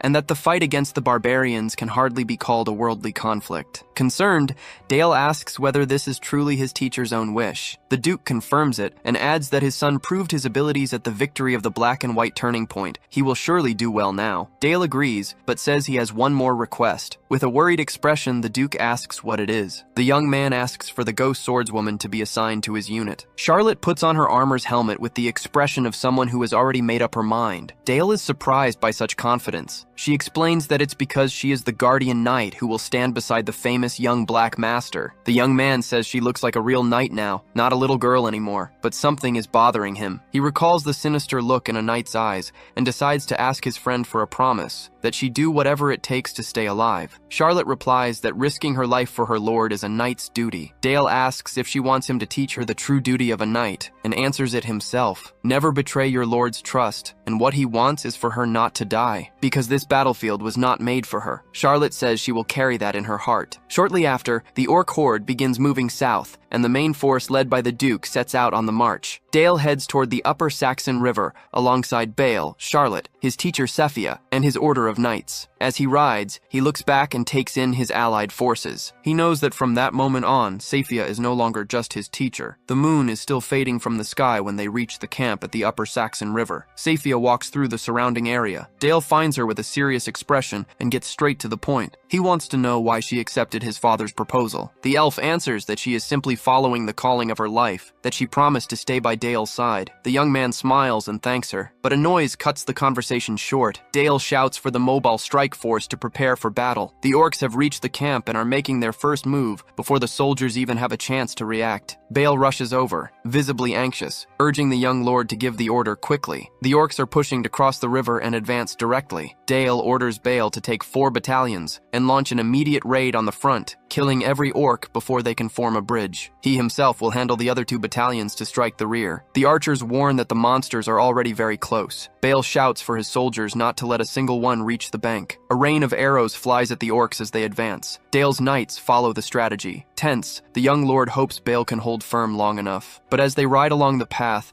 2 hooded figures lurk behind a rock, waiting for the hero to pass. The archers work without rest, holding back the orc advance. With the high ground on their side, they can aim with precision, even at the wolf-mounted monsters. But one of the wolves builds momentum and leaps straight into the archer line. It bites down on a soldier's shoulder with brutal force. The scream echoes across the battlefield. Even so, the orcs eventually reach the bridge. The order is clear. Expose them one by one and let none of them through. After a long, forced march, the enemy's rear units must be at their limit. Dale plans to cross the shallow waters upstream and attack from behind. But for that, Bale needs to hold on just a little longer. A soldier falls. A massive orc raises its axe and stares down the men still standing. Then the explosion comes from behind the enemy lines. Dale reached the planned position. Bale seizes the moment and orders the advance up front. The enemy is cut off, and now it's time to close the encirclement with the young lord's cavalry. The soldiers show no mercy. Dale readies his shadow shot, and a burst of energy projectiles begins sweeping through the orcs one by one. The troops gain confidence watching their lord lead the charge, but Dale doesn't notice the orc closing in from behind. Charlotte appears before the monster can act. A clean sword strike brings the enemy down, and she tells Dale not to worry. She has it handled. Nearby, Cephia is also pushing her limits on the battlefield and warns, if they take much longer, the orcs will reorganize their formation. Bale uses his spear to knock down anyone who gets close, but the orcs are still too many. Soon he warns that the monsters are regrouping for a counterattack. Dale orders an immediate retreat. The cavalry begins pulling away from the wolf-mounted orcs. The objective has already been met. There's no need for a total victory. The plan now is to draw the enemies to a point where their reinforcements can't keep up, then finish off the survivors. That's when Sophia notices something is wrong. Among the wolves, there's a horse, and on it, a hooded figure with fire energy building in the palm of their hand. Sophia shouts for Dale to get clear and at the same time starts charging ice energy. She launches it behind them. A massive barrier forms in the way, freezing everything in its path. But the hooded figure already had enough power. The blazing attack flies toward the blockade. Fire and ice collide in a clash of magic. The barrier holds for a moment, then gives way. The flames tear through the ice and hit a soldier. Nothing is left. The body vanishes completely. Dale's eyes go wide. That's no ordinary fire. He orders all units to scatter. It's a purifier from the red magic tower, a pyromancer. Combat mages with a single purpose: burn the enemies of the Empire and the tower. Cephia and Dale reach the same conclusion at the same time. They're after the young lord. Dale shouts for everyone to keep moving and to stay spread out. Charging in formation against Red Tower mages is the same as marching to your death, but if they scatter too far, the orcs will tear them apart. There's no clean way out, and Dale knows he may have to use his secret power. Before he can decide, a voice calls out to him. It's Sophia. She rides up and asks him to get off his horse, to let her fulfill her duty as his master. Dale looks at her with a heavy gaze. Then he pulls his horse to a stop, catching everyone off guard. He calls over another soldier and orders the rest of the cavalry to continue carrying out the previous command. Charlotte is to deliver the message to the Duke immediately. The girl pushes back. She says her duty is to protect the young lord. Dale repeats himself. It's an order. She shouldn't worry. Just go. Reluctantly, Charlotte nods, turns her horse, and rides off. Dale knows running isn't an option right now. Cephia asks, surprised, if he had been planning to escape. He answers that he wasn't. He would never leave his master alone in a situation like this. As she prepares her next strike, Cephia shows she has finally grasped the full picture, and thanks Dale for having considered her in his plans. At that moment, one of the wolves ridden by the orcs charges fiercely at the two of them. Cephia gathers power in her palm and conjures ice crystals,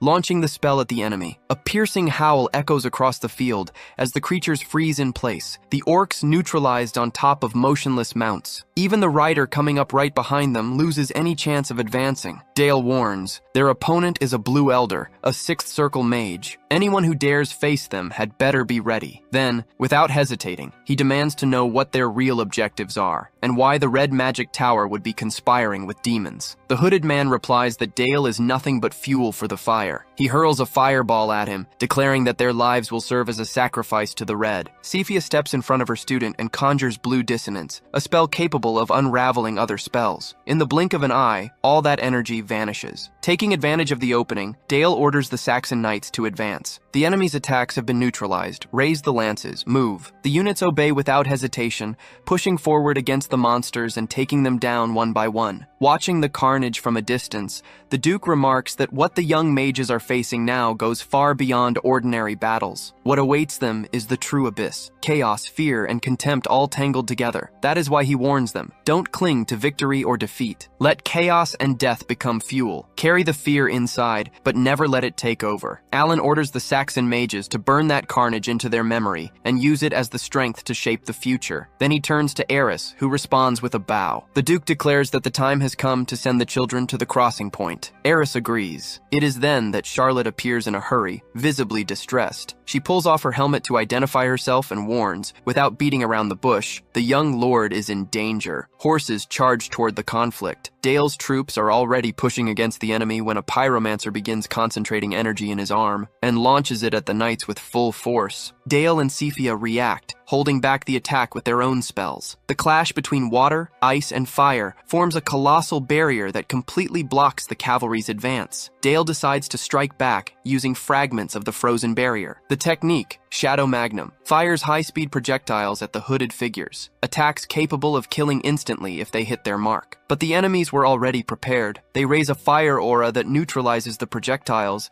and Dale realizes he is running out of options. That flame armor is no ordinary equipment. It even held up against Sephia's attack moments before. One of the lancers closes in and shouts that the pyromancer's flames will end right there. The hooded figures concentrate power again, and in a brutal counterattack, cause the lancers' weapons to combust as they run them through. The purifiers advance dangerously towards Sephia. Dale moves in front of her and fires dark energy projectiles. The shots hit the enemies with precision. One of the hooded figures goes down, and Dale uses the opening to demand answers. What are their objectives? Why the attack? The enemy replies that soon the entire world will be consumed by flames. As he speaks, his body begins to change. Everything will burn, he says, and they will rise from the ashes. Dale understands immediately what is happening. The pyromancer is using a self-destruction spell. The armor does not just serve as protection, but as a means to immolate the user's own body. He orders Sephia to get back immediately. The enemy screams that it is already too late. The explosion is massive, comparable to a devastating bomb. A trail of destruction spreads across the entire area. When the dust settles, Sephia is lying beside Dale, who struggles to get up. He looks at his master, still alive. The ice barrier created before the explosion was enough to prevent the worst. Even the Night Raven knights are knocked down by the impact. Then another pyromancer appears. He notices the young lord is still standing and moves directly toward him. The enemy's hand closes in too fast, barely any time to react. Even so, Dale gathers his strength and pushes forward. With a precise movement, he cuts the opponent down with his sword. The enemy begins to combust, just like the one before, but this time, Dale is already clear and finishes him off. 2 down. Dale had endured everything up to that point, waiting for the right opening. The memories flash through his mind quickly, the pain, the torture, the modifications he went through. He faces the next opponent with a look that leaves no room for doubt. Don't even think about running. He will pay back everything he suffered, many times over. With effort, Sephia manages to get back on her feet. All around her, cries of pain and agony echo across the field. In the middle of the chaos,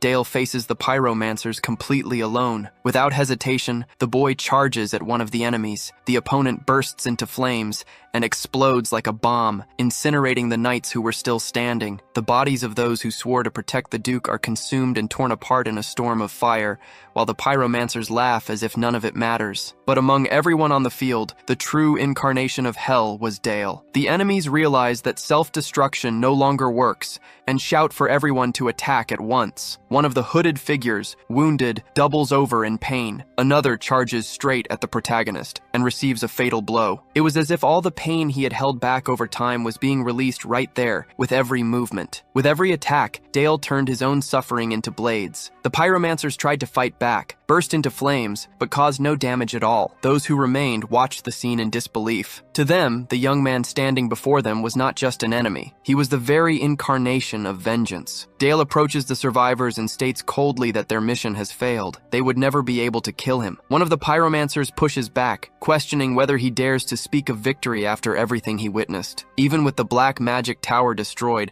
the enemies showed no fear whatsoever. The man declares that everyone there was already prepared to die, that they had even sacrificed their own bodies for it. The attitude catches Dale off guard. He realizes he is facing someone willing to act as a kamikaze. The enemy charges and bursts into flames. A new explosion forms dangerously close. Even so, after the impact, Dale remains standing, completely unharmed. And to everyone's surprise, the purifier who should have been destroyed is also still alive. Then a figure appears on horseback, approaching with authority. It is the Black Lord, the Duke, arriving to protect his son. He states that being prepared to die is a relatively easy thing. With imposing calm, he questions the pyromancers whether they have the will to live, because living, in his view, demands far greater courage than simply accepting death. Enraged, the enemies charge at the newcomer, accusing him of talking nonsense. A crash and an explosion mark the clash between them, but once again the pyromancer comes out whole. The Duke stares at him coldly and asks if he still does not understand. Alan simply did not grant the pyromancers permission to die. In that place, there was no path to death by their own will. The man concentrates a purple energy in his hand, a curse, an abominable fusion, launched directly at the remaining purifiers. The enemies' bodies begin to come apart slowly, as if melting. Little by little, they cease to exist as individuals and vanish from the battlefield. In their place, a grotesque mass of intertwined eyes, mouths, and teeth rises before the Duke. With cold composure, Alan states that living can be far more painful than being prepared to die. Without any interest, he declares that he will not ask why they chose to side with the orcs or try to kill his son. After all, they already threw their own lives away. As their sentence, he decrees that they will live forever in that monstrous form. Meanwhile, one of the fallen soldiers calls out to the young lord in a weak voice. Even on the verge of death, he asks to fulfill his duty as a Knight of the Night Crow. Dale approaches and carefully lifts the warrior's body. With respect, he says he understands his wish and assures him that both he and the entire Saxon house will never forget his devotion. The soldier's arm falls limp. In silence, he takes his leave from life. The Duke approaches and calls out to his son. He remarks that the losses were severe, but Dale responds that he has no excuses. The father asks if he is blaming himself as a commander, and the boy admits that he led the Saxon knights to their deaths, that he should have ordered a retreat from the start. In a calm voice, the Duke asks him not to carry that weight alone. The intention had been to face dozens of orc knights and purifiers practically by himself,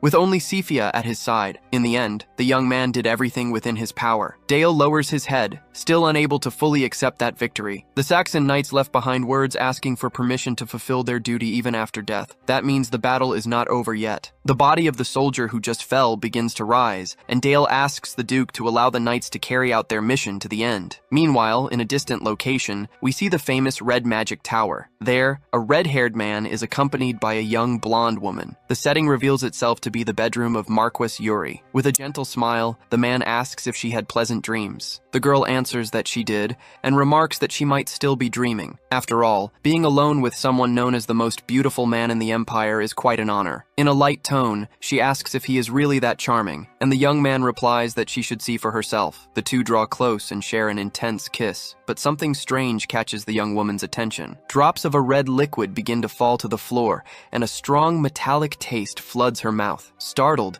she realizes what it means, but the man already brings his hand to her face. He looks at her with cold cynicism, holding her chin, and asks in a deeply unsettling tone whether the drink is not to her liking. Day begins to break. In the distance, smoke still rises from the battlefield. A surviving orc keeps fighting, pushing against the remaining knights. Helmet stands out among them, dodging attacks and blocking the enemy's brutal strikes with his massive sword. The opponent he faces is no ordinary foe. It's the orc war chief, the leader of that enemy force. The young lord then orders Helmet to fall back, declaring that defeating the orcs is his responsibility and his knights. Without hesitation, Dale advances alongside his troops. One of the knights goes straight for the enemy commander. Helmet watches the scene, stunned. That attack formation transformation would only be possible under the control of an extremely skilled necromancer. The undead advance with surgical precision, facing the orc with a disturbing efficiency. Suddenly, the creature's eyes begin to glow. The monster lets out a piercing shriek, powerful enough to damage the nearby soldiers. Helmet orders an immediate retreat. That threat was beyond what they could handle, but Dale ignores the order and keeps moving forward. He knows his power still isn't enough. To win, he needs to become even more cruel and terrifying. At that moment, the little girl tied to his power, the entity from the goat book, asks if she should help him. Dale refuses. It's not time for her to step in yet, and using that power in front of everyone would be far too risky. The small girl hugs him warmly and says she would never do anything her master hated. She only asks that he play with her as much as he wants. Dale's dark energy begins to grow, spreading toward the orc. A sinister shadow rises beneath his feet. Even so, the war chief shows no fear and charges forward, weapons in hand. Dale activates the skill Shadow Stalker. The strike lands directly on the enemy's forehead. Shadows surge from the ground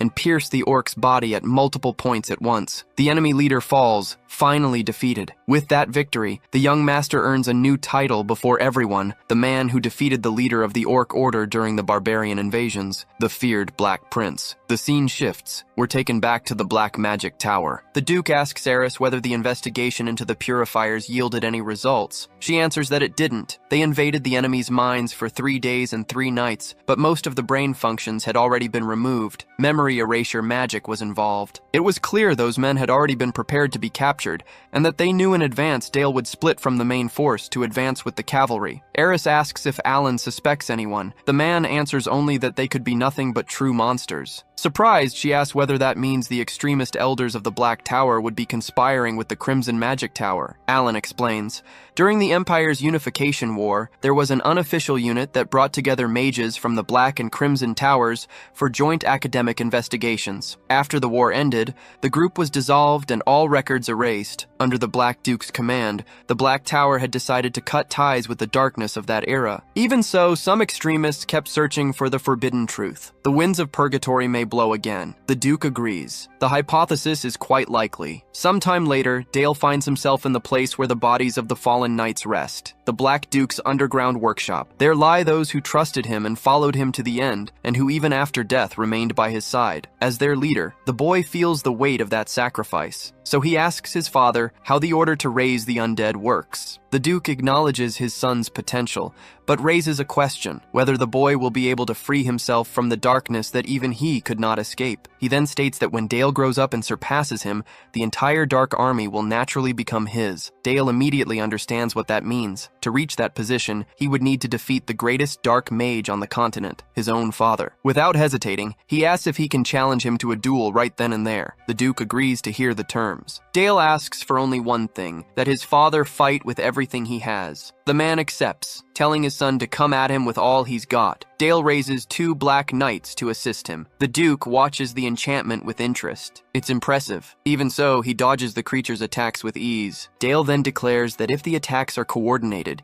there will be no escaping them, and activates Shadow Stalker. The blades advance simultaneously toward the Duke's face, but something unexpected happens. The knights stop completely. The Duke calmly explains that in a duel between dark mages, losing control of one's own shadows is extremely dangerous. Dale's eyes go wide at his father's power. Then he remembers, darkness always flows toward where it is deepest and densest. There's no other choice. He needs to focus his entire mind, just as he has done before. The knights begin to move again. One of them strikes the Duke with a direct blow to the head. The man's head rolls across the floor. Dale freezes, unable to believe what he's seeing. But the Duke calmly states that it was impressive for the boy to have regained control of the shadows, and then the head begins to return to his body. Dale watches in complete disbelief as his father explains that he simply does not allow his own death. That is the result of his ability to manipulate reality itself. Magic is turning imagination into existence, and at its peak, it becomes possible to distort even the laws of the world, just as he did when he removed the Purifier's explosive power. Dale finally understands an unavoidable truth. From the very beginning, this was a duel he could never win. The day dawns quietly, not long after the end of the barbarian invasions. An Imperial envoy arrives with a clear mission. to keep House Saxon under the Emperor's direct watch. The messenger declares that the Emperor was deeply pleased with the loyalty and sound judgment shown by the family, and gives special mention to the Black Prince who,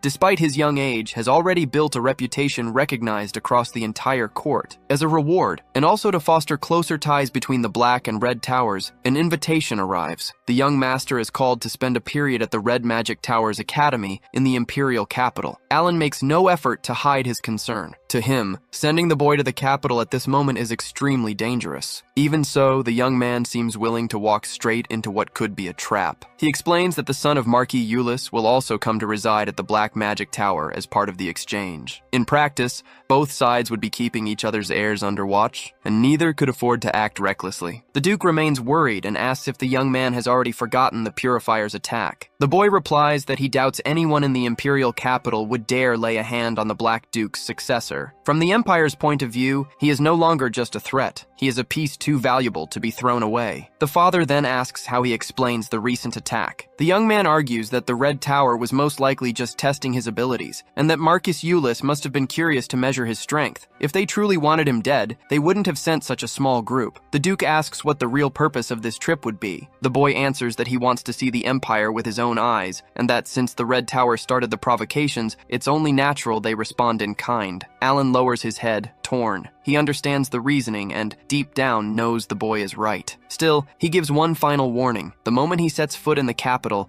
everyone will see him as nothing more than a child. The young man says he will keep that in mind. With his hand over his heart, he declares that he will do everything for his father and for House Saxon. Far away from there, at the Red Magic Tower, someone is showing great excitement. A young man with red hair remarks that he can't wait for this meeting. To him, youth is the phase where curiosity outweighs fear. Beside him lies a young blonde woman, already lifeless. The man looks at her and comments that she never bothered to reflect on anything and ended up rotting away like that. Even so, he acknowledges that her red fluid was truly magnificent. In an almost poetic tone, he says that a quick death can be a blessing, like petals that bloom intensely before falling with grace. An immortal life, on the other hand, can be empty and meaningless. He crushes a wine glass with his bare hands and compares that kind of existence to a weed that never blooms. Finally, looking up at the sky, he declares that young Master Dale will be most welcome, because according to him, the boy is the only one capable of filling that emptiness. Sometime later,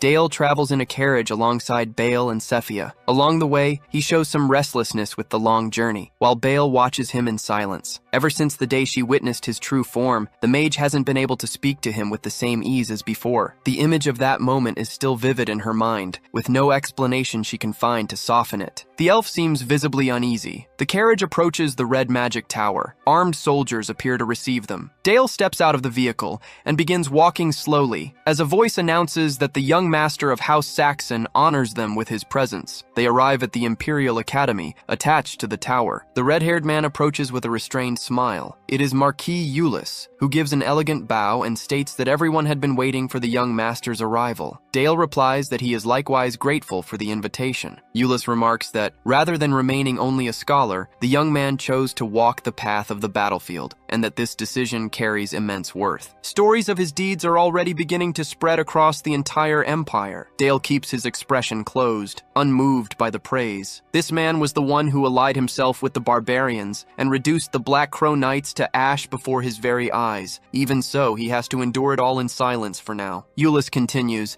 saying that every time he hears rumors about the Black Prince's power, he can't help but be impressed. Dale replies that stories tend to be exaggerated. The Marquis insists, stating that such extraordinary talent is exactly what the Academy wishes to welcome, and extends his hand in greeting. Dale simply ignores the gesture. He walks past without responding. With his hand over his heart, he offers a respectful greeting to the Emperor's people. The men behind the Marquis laugh quietly, remarking that the young man has impeccable manners. Inside, Dale is extremely tense. He knows he must wait for the right moment, for House Saxon's sake, and that when the time comes, he will make that man kneel at his own game. Eulis watches the scene with growing interest. There is something something fascinating in the young man's eyes, burning with a silent fury. The red magic tower rises on the horizon once again, as imposing as ever. Inside, a professor leads a class in front of a room full of students. The topic of the day is fire and water attributes, elements that are opposites by nature. But the whispers among the students are about something else entirely, the presence of the Black Prince. Many still can't believe the boy reached the third cycle at only 11 years old. Marquis Euless placed him directly in the most advanced class at that level, and several weeks have already passed since his arrival. The graduation exam is getting close. Completing the academy and becoming a mage of the Crimson Tower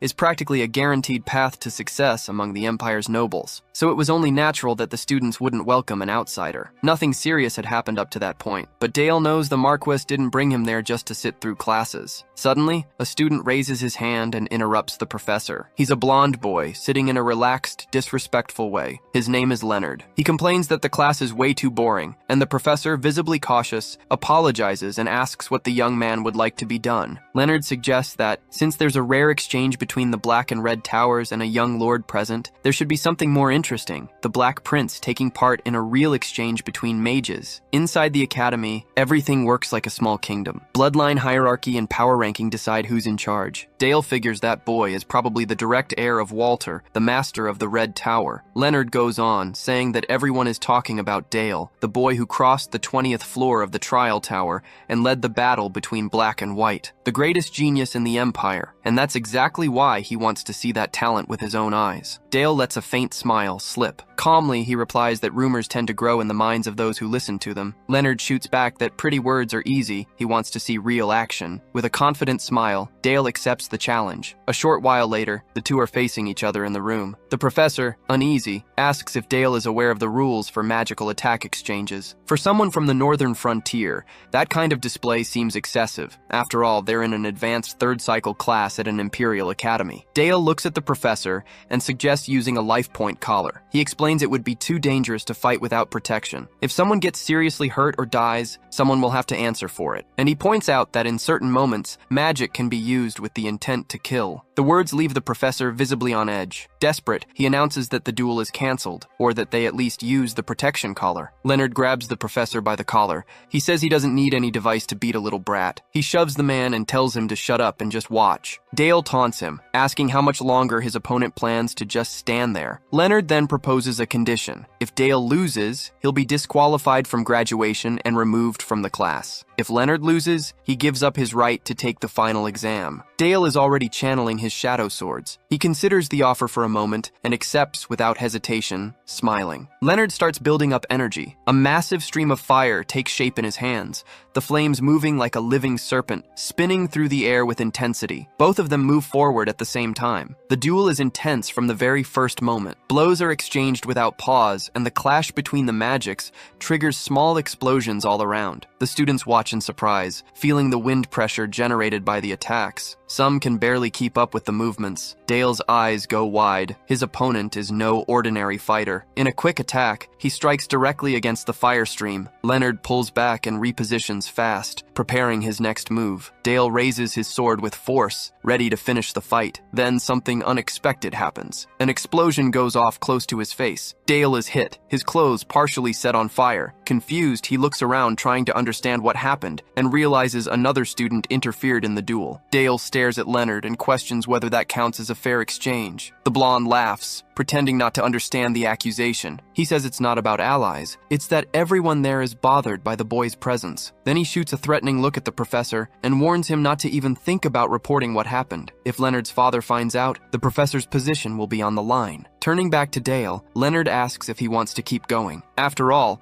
this duel will decide who has the real talent. Instead of attacking, Dale lowers his arms. He suggests ending it right there. If they stop now, they can still treat it as a mistake. Leonard refuses. Dale tells the blonde to look around. The environment changes completely. The room disappears and gives way to a dark forest under the night sky. The students start to notice something is wrong. Everyone's mana seems to have vanished. With a sarcastic smile, Dale remarks that it's pathetic, and he taunts, asking what kind of fire mage lets his own flames go out so easily. Dale declares that this is his world now, and that in here, Leonard could barely manage to light a single flame. He raises his hand and fires bursts of dark energy toward the students, as if they were nothing more than a nuisance. The energy transforms into shadowy tentacles that, within moments, wrap around everyone's necks, and one by one, the students are lifted into the air. Dale states that it's time to put an end to this farce. The professor shouts desperately, begging him to stop. He says he'll come up with whatever justification is needed, but pleads for him to spare Leonard. The tentacle loosens slightly around the blonde's neck. With cold composure, Dale states he never had any intention of killing anyone, but he warns, next time, Leonard had better be ready to risk his own life. The scene shifts. Night has taken over the sky, the moon rising through the clouds,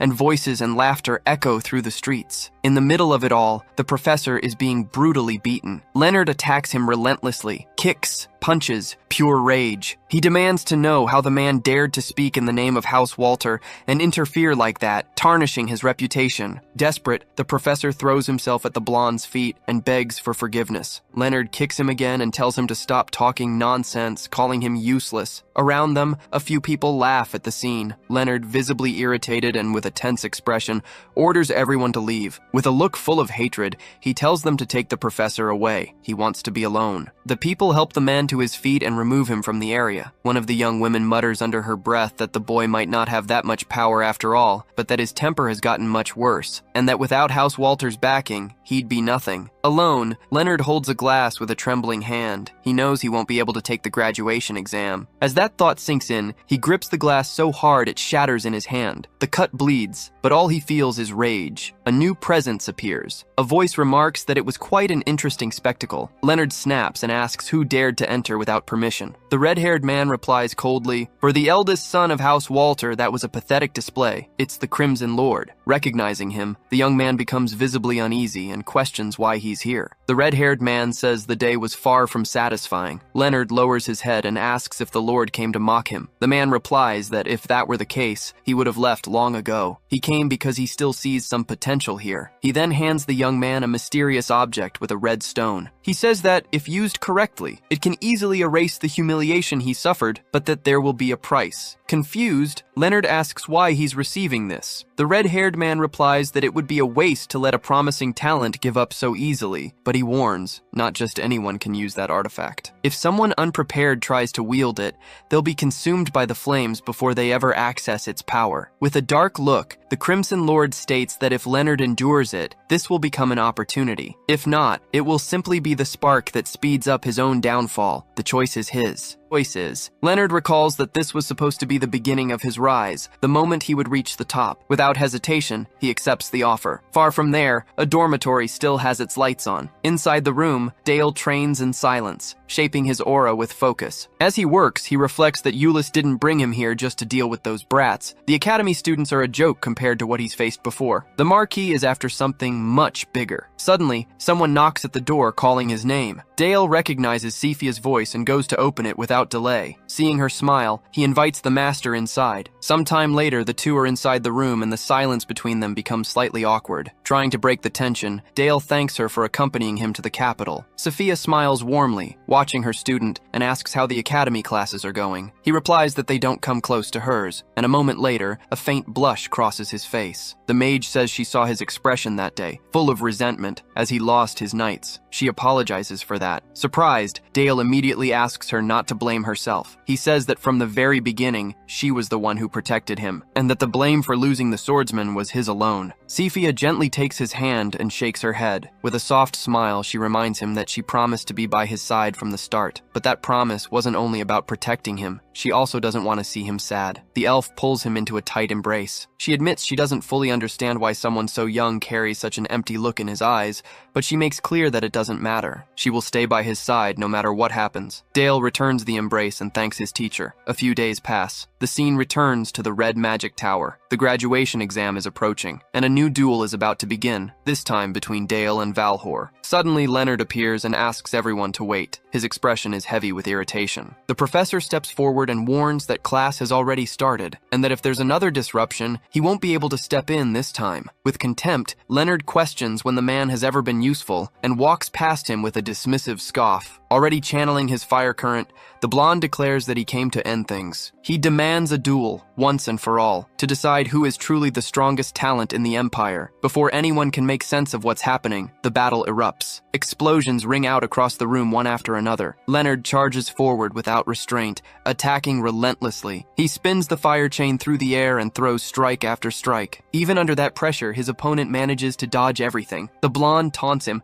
asking where all that arrogance went. So far, the other has done nothing but run. Mid-attack, Leonard declares that he's finally getting used to this power, and that now he'll be able to go far beyond because the greatest talent in the Empire is him. What he's using is called overclock, a technique that forces the magic circle to spin past its natural limits. The ruby crystal bracelet is what's driving the mana overload, and it's clear Leonard had been hiding it specifically to use in this duel. The problem is obvious. His body was never built to handle that. If he loses control, he'll be consumed by his own energy. Even so, Leonard asks if his opponent really believes he has the right to call himself the best, and declares that this time, he'll be the one to make the other suffer. The fire chain comes down hard, but the young man blocks the strike with his sword. The explosions around them start to frighten the students, and the teacher, in a panic, orders an immediate evacuation. The fight keeps going at full intensity. Dale dodges the attacks, but ends up getting grazed across the face. Eyes burning, Leonard taunts him again, says the feeling is disappointing, that his rival isn't fighting, just running. Asks why he doesn't just release that world he brags so much about. Dale answers with an unsettling calm. He doesn't need it to deal with him. He shifts his grip on the sword and lands a precise strike. The blade cuts the fire chain clean in two. Leonard watches, stunned, as his weapon is destroyed. The young man says there's still time to give up and asks him to throw away the artifact. That pain can't be easy to bear. The object might destroy his body before any victory comes. There's no point in pushing past limits that can't be sustained. At some point, there'll be no coming back. Irritated, Leonard shouts at him to stop talking, asks who Dale thinks he is to decide his limits, and declares that he's had nowhere to go back to for a long time, that he'll make the other feel what he's capable of. After all, he is the greatest genius in the Empire. Leonard Walter. The flames spread across the entire space and consume everything around them. The blonde starts laughing, completely taken over by madness. Between laughs, he claims he's reached the fourth circle, says that Sea of Flames is his own world, and that in there, the one who will die is his opponent. Leonard's mental world begins to manifest, forced out by the artifact. But something is wrong. The projection is unstable, distorted, a reflection of a mind on the edge of collapse. Memories of Leonard's father surface, saying that his success isn't even enough to hold up the Walter family name. The emotions overflow and bleed into the surroundings. That world doesn't reveal power, it reveals despair. In the end, he's nothing but a lost boy. With cold composure, Dale decides to respond. He says he'll show the real mental world the other wanted to see so badly. Dark energy starts building around him, and he asks if Leonard will be able to handle all the rage and emptiness he swallowed throughout his entire life. Without hesitating,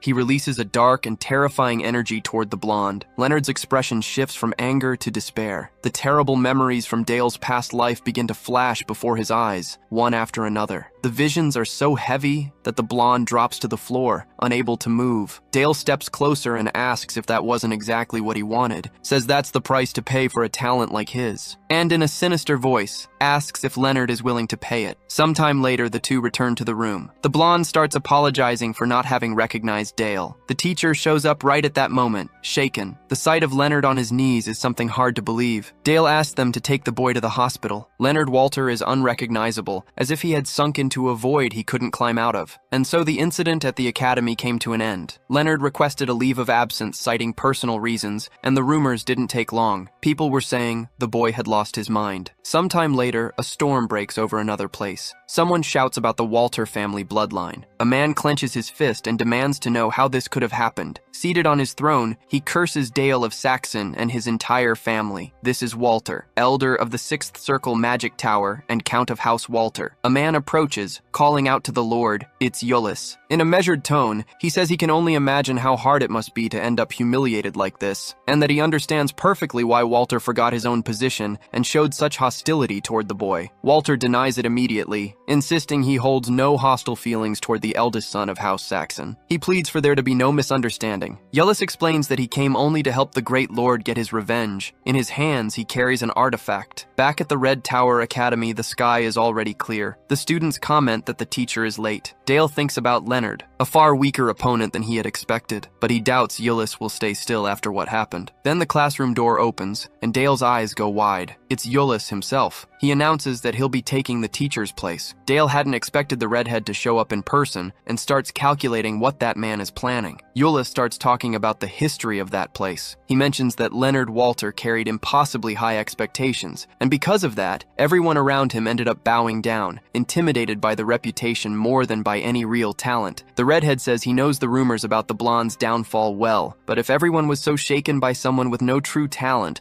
then they need to learn to carry themselves better, because now they're under his guidance. Without dwelling on the subject, he gets straight to the point. The topic of the lesson will be history. The announcement catches Dale off guard, and his eyes widen. Yullus begins explaining that the Empire's Unification War was a period marked by deaths carried out in the name of a greater justice. During that time, the Black and Red Towers created an unofficial unit, under the guise of academic cooperation, a partnership to maintain balance after the conflict. That unit was called Executor P&V. The name echoes in Dale's mind, making him even more alert. Why was that subject, buried in the shadows, being brought up now? Yullus continues. Behind the rhetoric of seeking truth and justice, the unit conducted experiments on prisoners of war, people burned alive, bodies mutilated, stitched back together, and rebuilt over and over. To them, ethics and morality were nothing more than dispensable luxuries. The students are shocked, unable to believe what they're hearing. Yullus shows disappointment at their reaction. He states that anyone who wants to become a mage of the Red Tower shouldn't be shaken by such simple moral questions.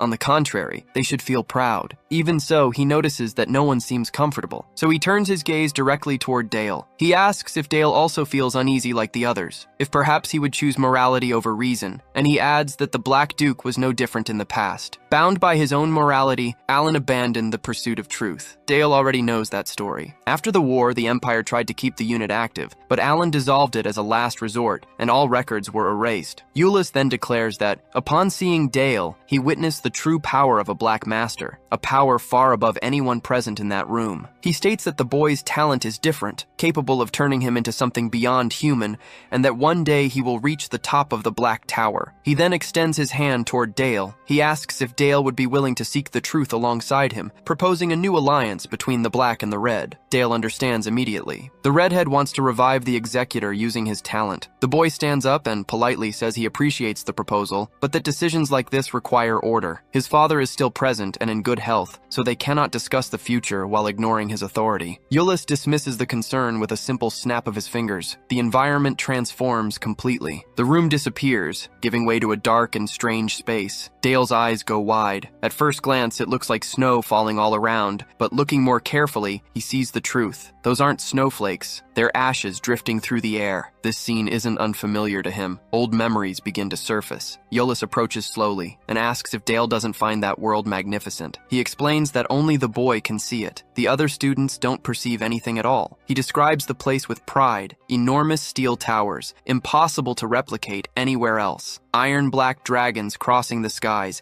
capable of unleashing flames beyond any imagination. Suddenly, something cuts across the sky above them. A flying machine appears and launches a missile directly toward the two of them. The projectile drops. It's a bomb. An instant later, a colossal explosion swallows everything around them. With a look of pure pleasure, Yullus asks Dale to take in that empire of fire and steel, capable of subjugating even titans. To him, that represents the true pinnacle that mages desperately try to reach. Dale asks if he tried to summon a hero from another world in pursuit of that truth. Yullus replies that he was almost right. He says the individual summoned did have some use as a soldier, but was unable to grasp the true magnitude of that power. At that, the boy laughs. In his thoughts, he realizes the redhead is ignorant. All of that truth has already been inherited by him. Yullus's gaze fixes on Dale. He states that is exactly why he brought him there. Dale asks if he wants to reach that power through a new alliance between the Black and the Red. The man confirms without hesitation. He then tells the boy he can take all the time he needs to think it over. After all, to him, time is nothing more than something insignificant. The redhead begins to prepare to close the moment, but adds one more detail before doing so. He explains that the head of House Walter is resentful, and and that his son's humiliation will not be forgotten. On top of that, Walter was one of the leaders of the old executor, and the Emperor prefers that the secrets of that unit remain hidden. Iullus makes it clear that all of this is nothing more than a negotiation. Even if Dale refuses the proposal and enters into conflict with House Walter, he can still walk away free. But if he chooses to eliminate the problem, Iullus guarantees there will be a fitting reward. With an enigmatic smile, he announces the end of the lesson. He snaps his fingers,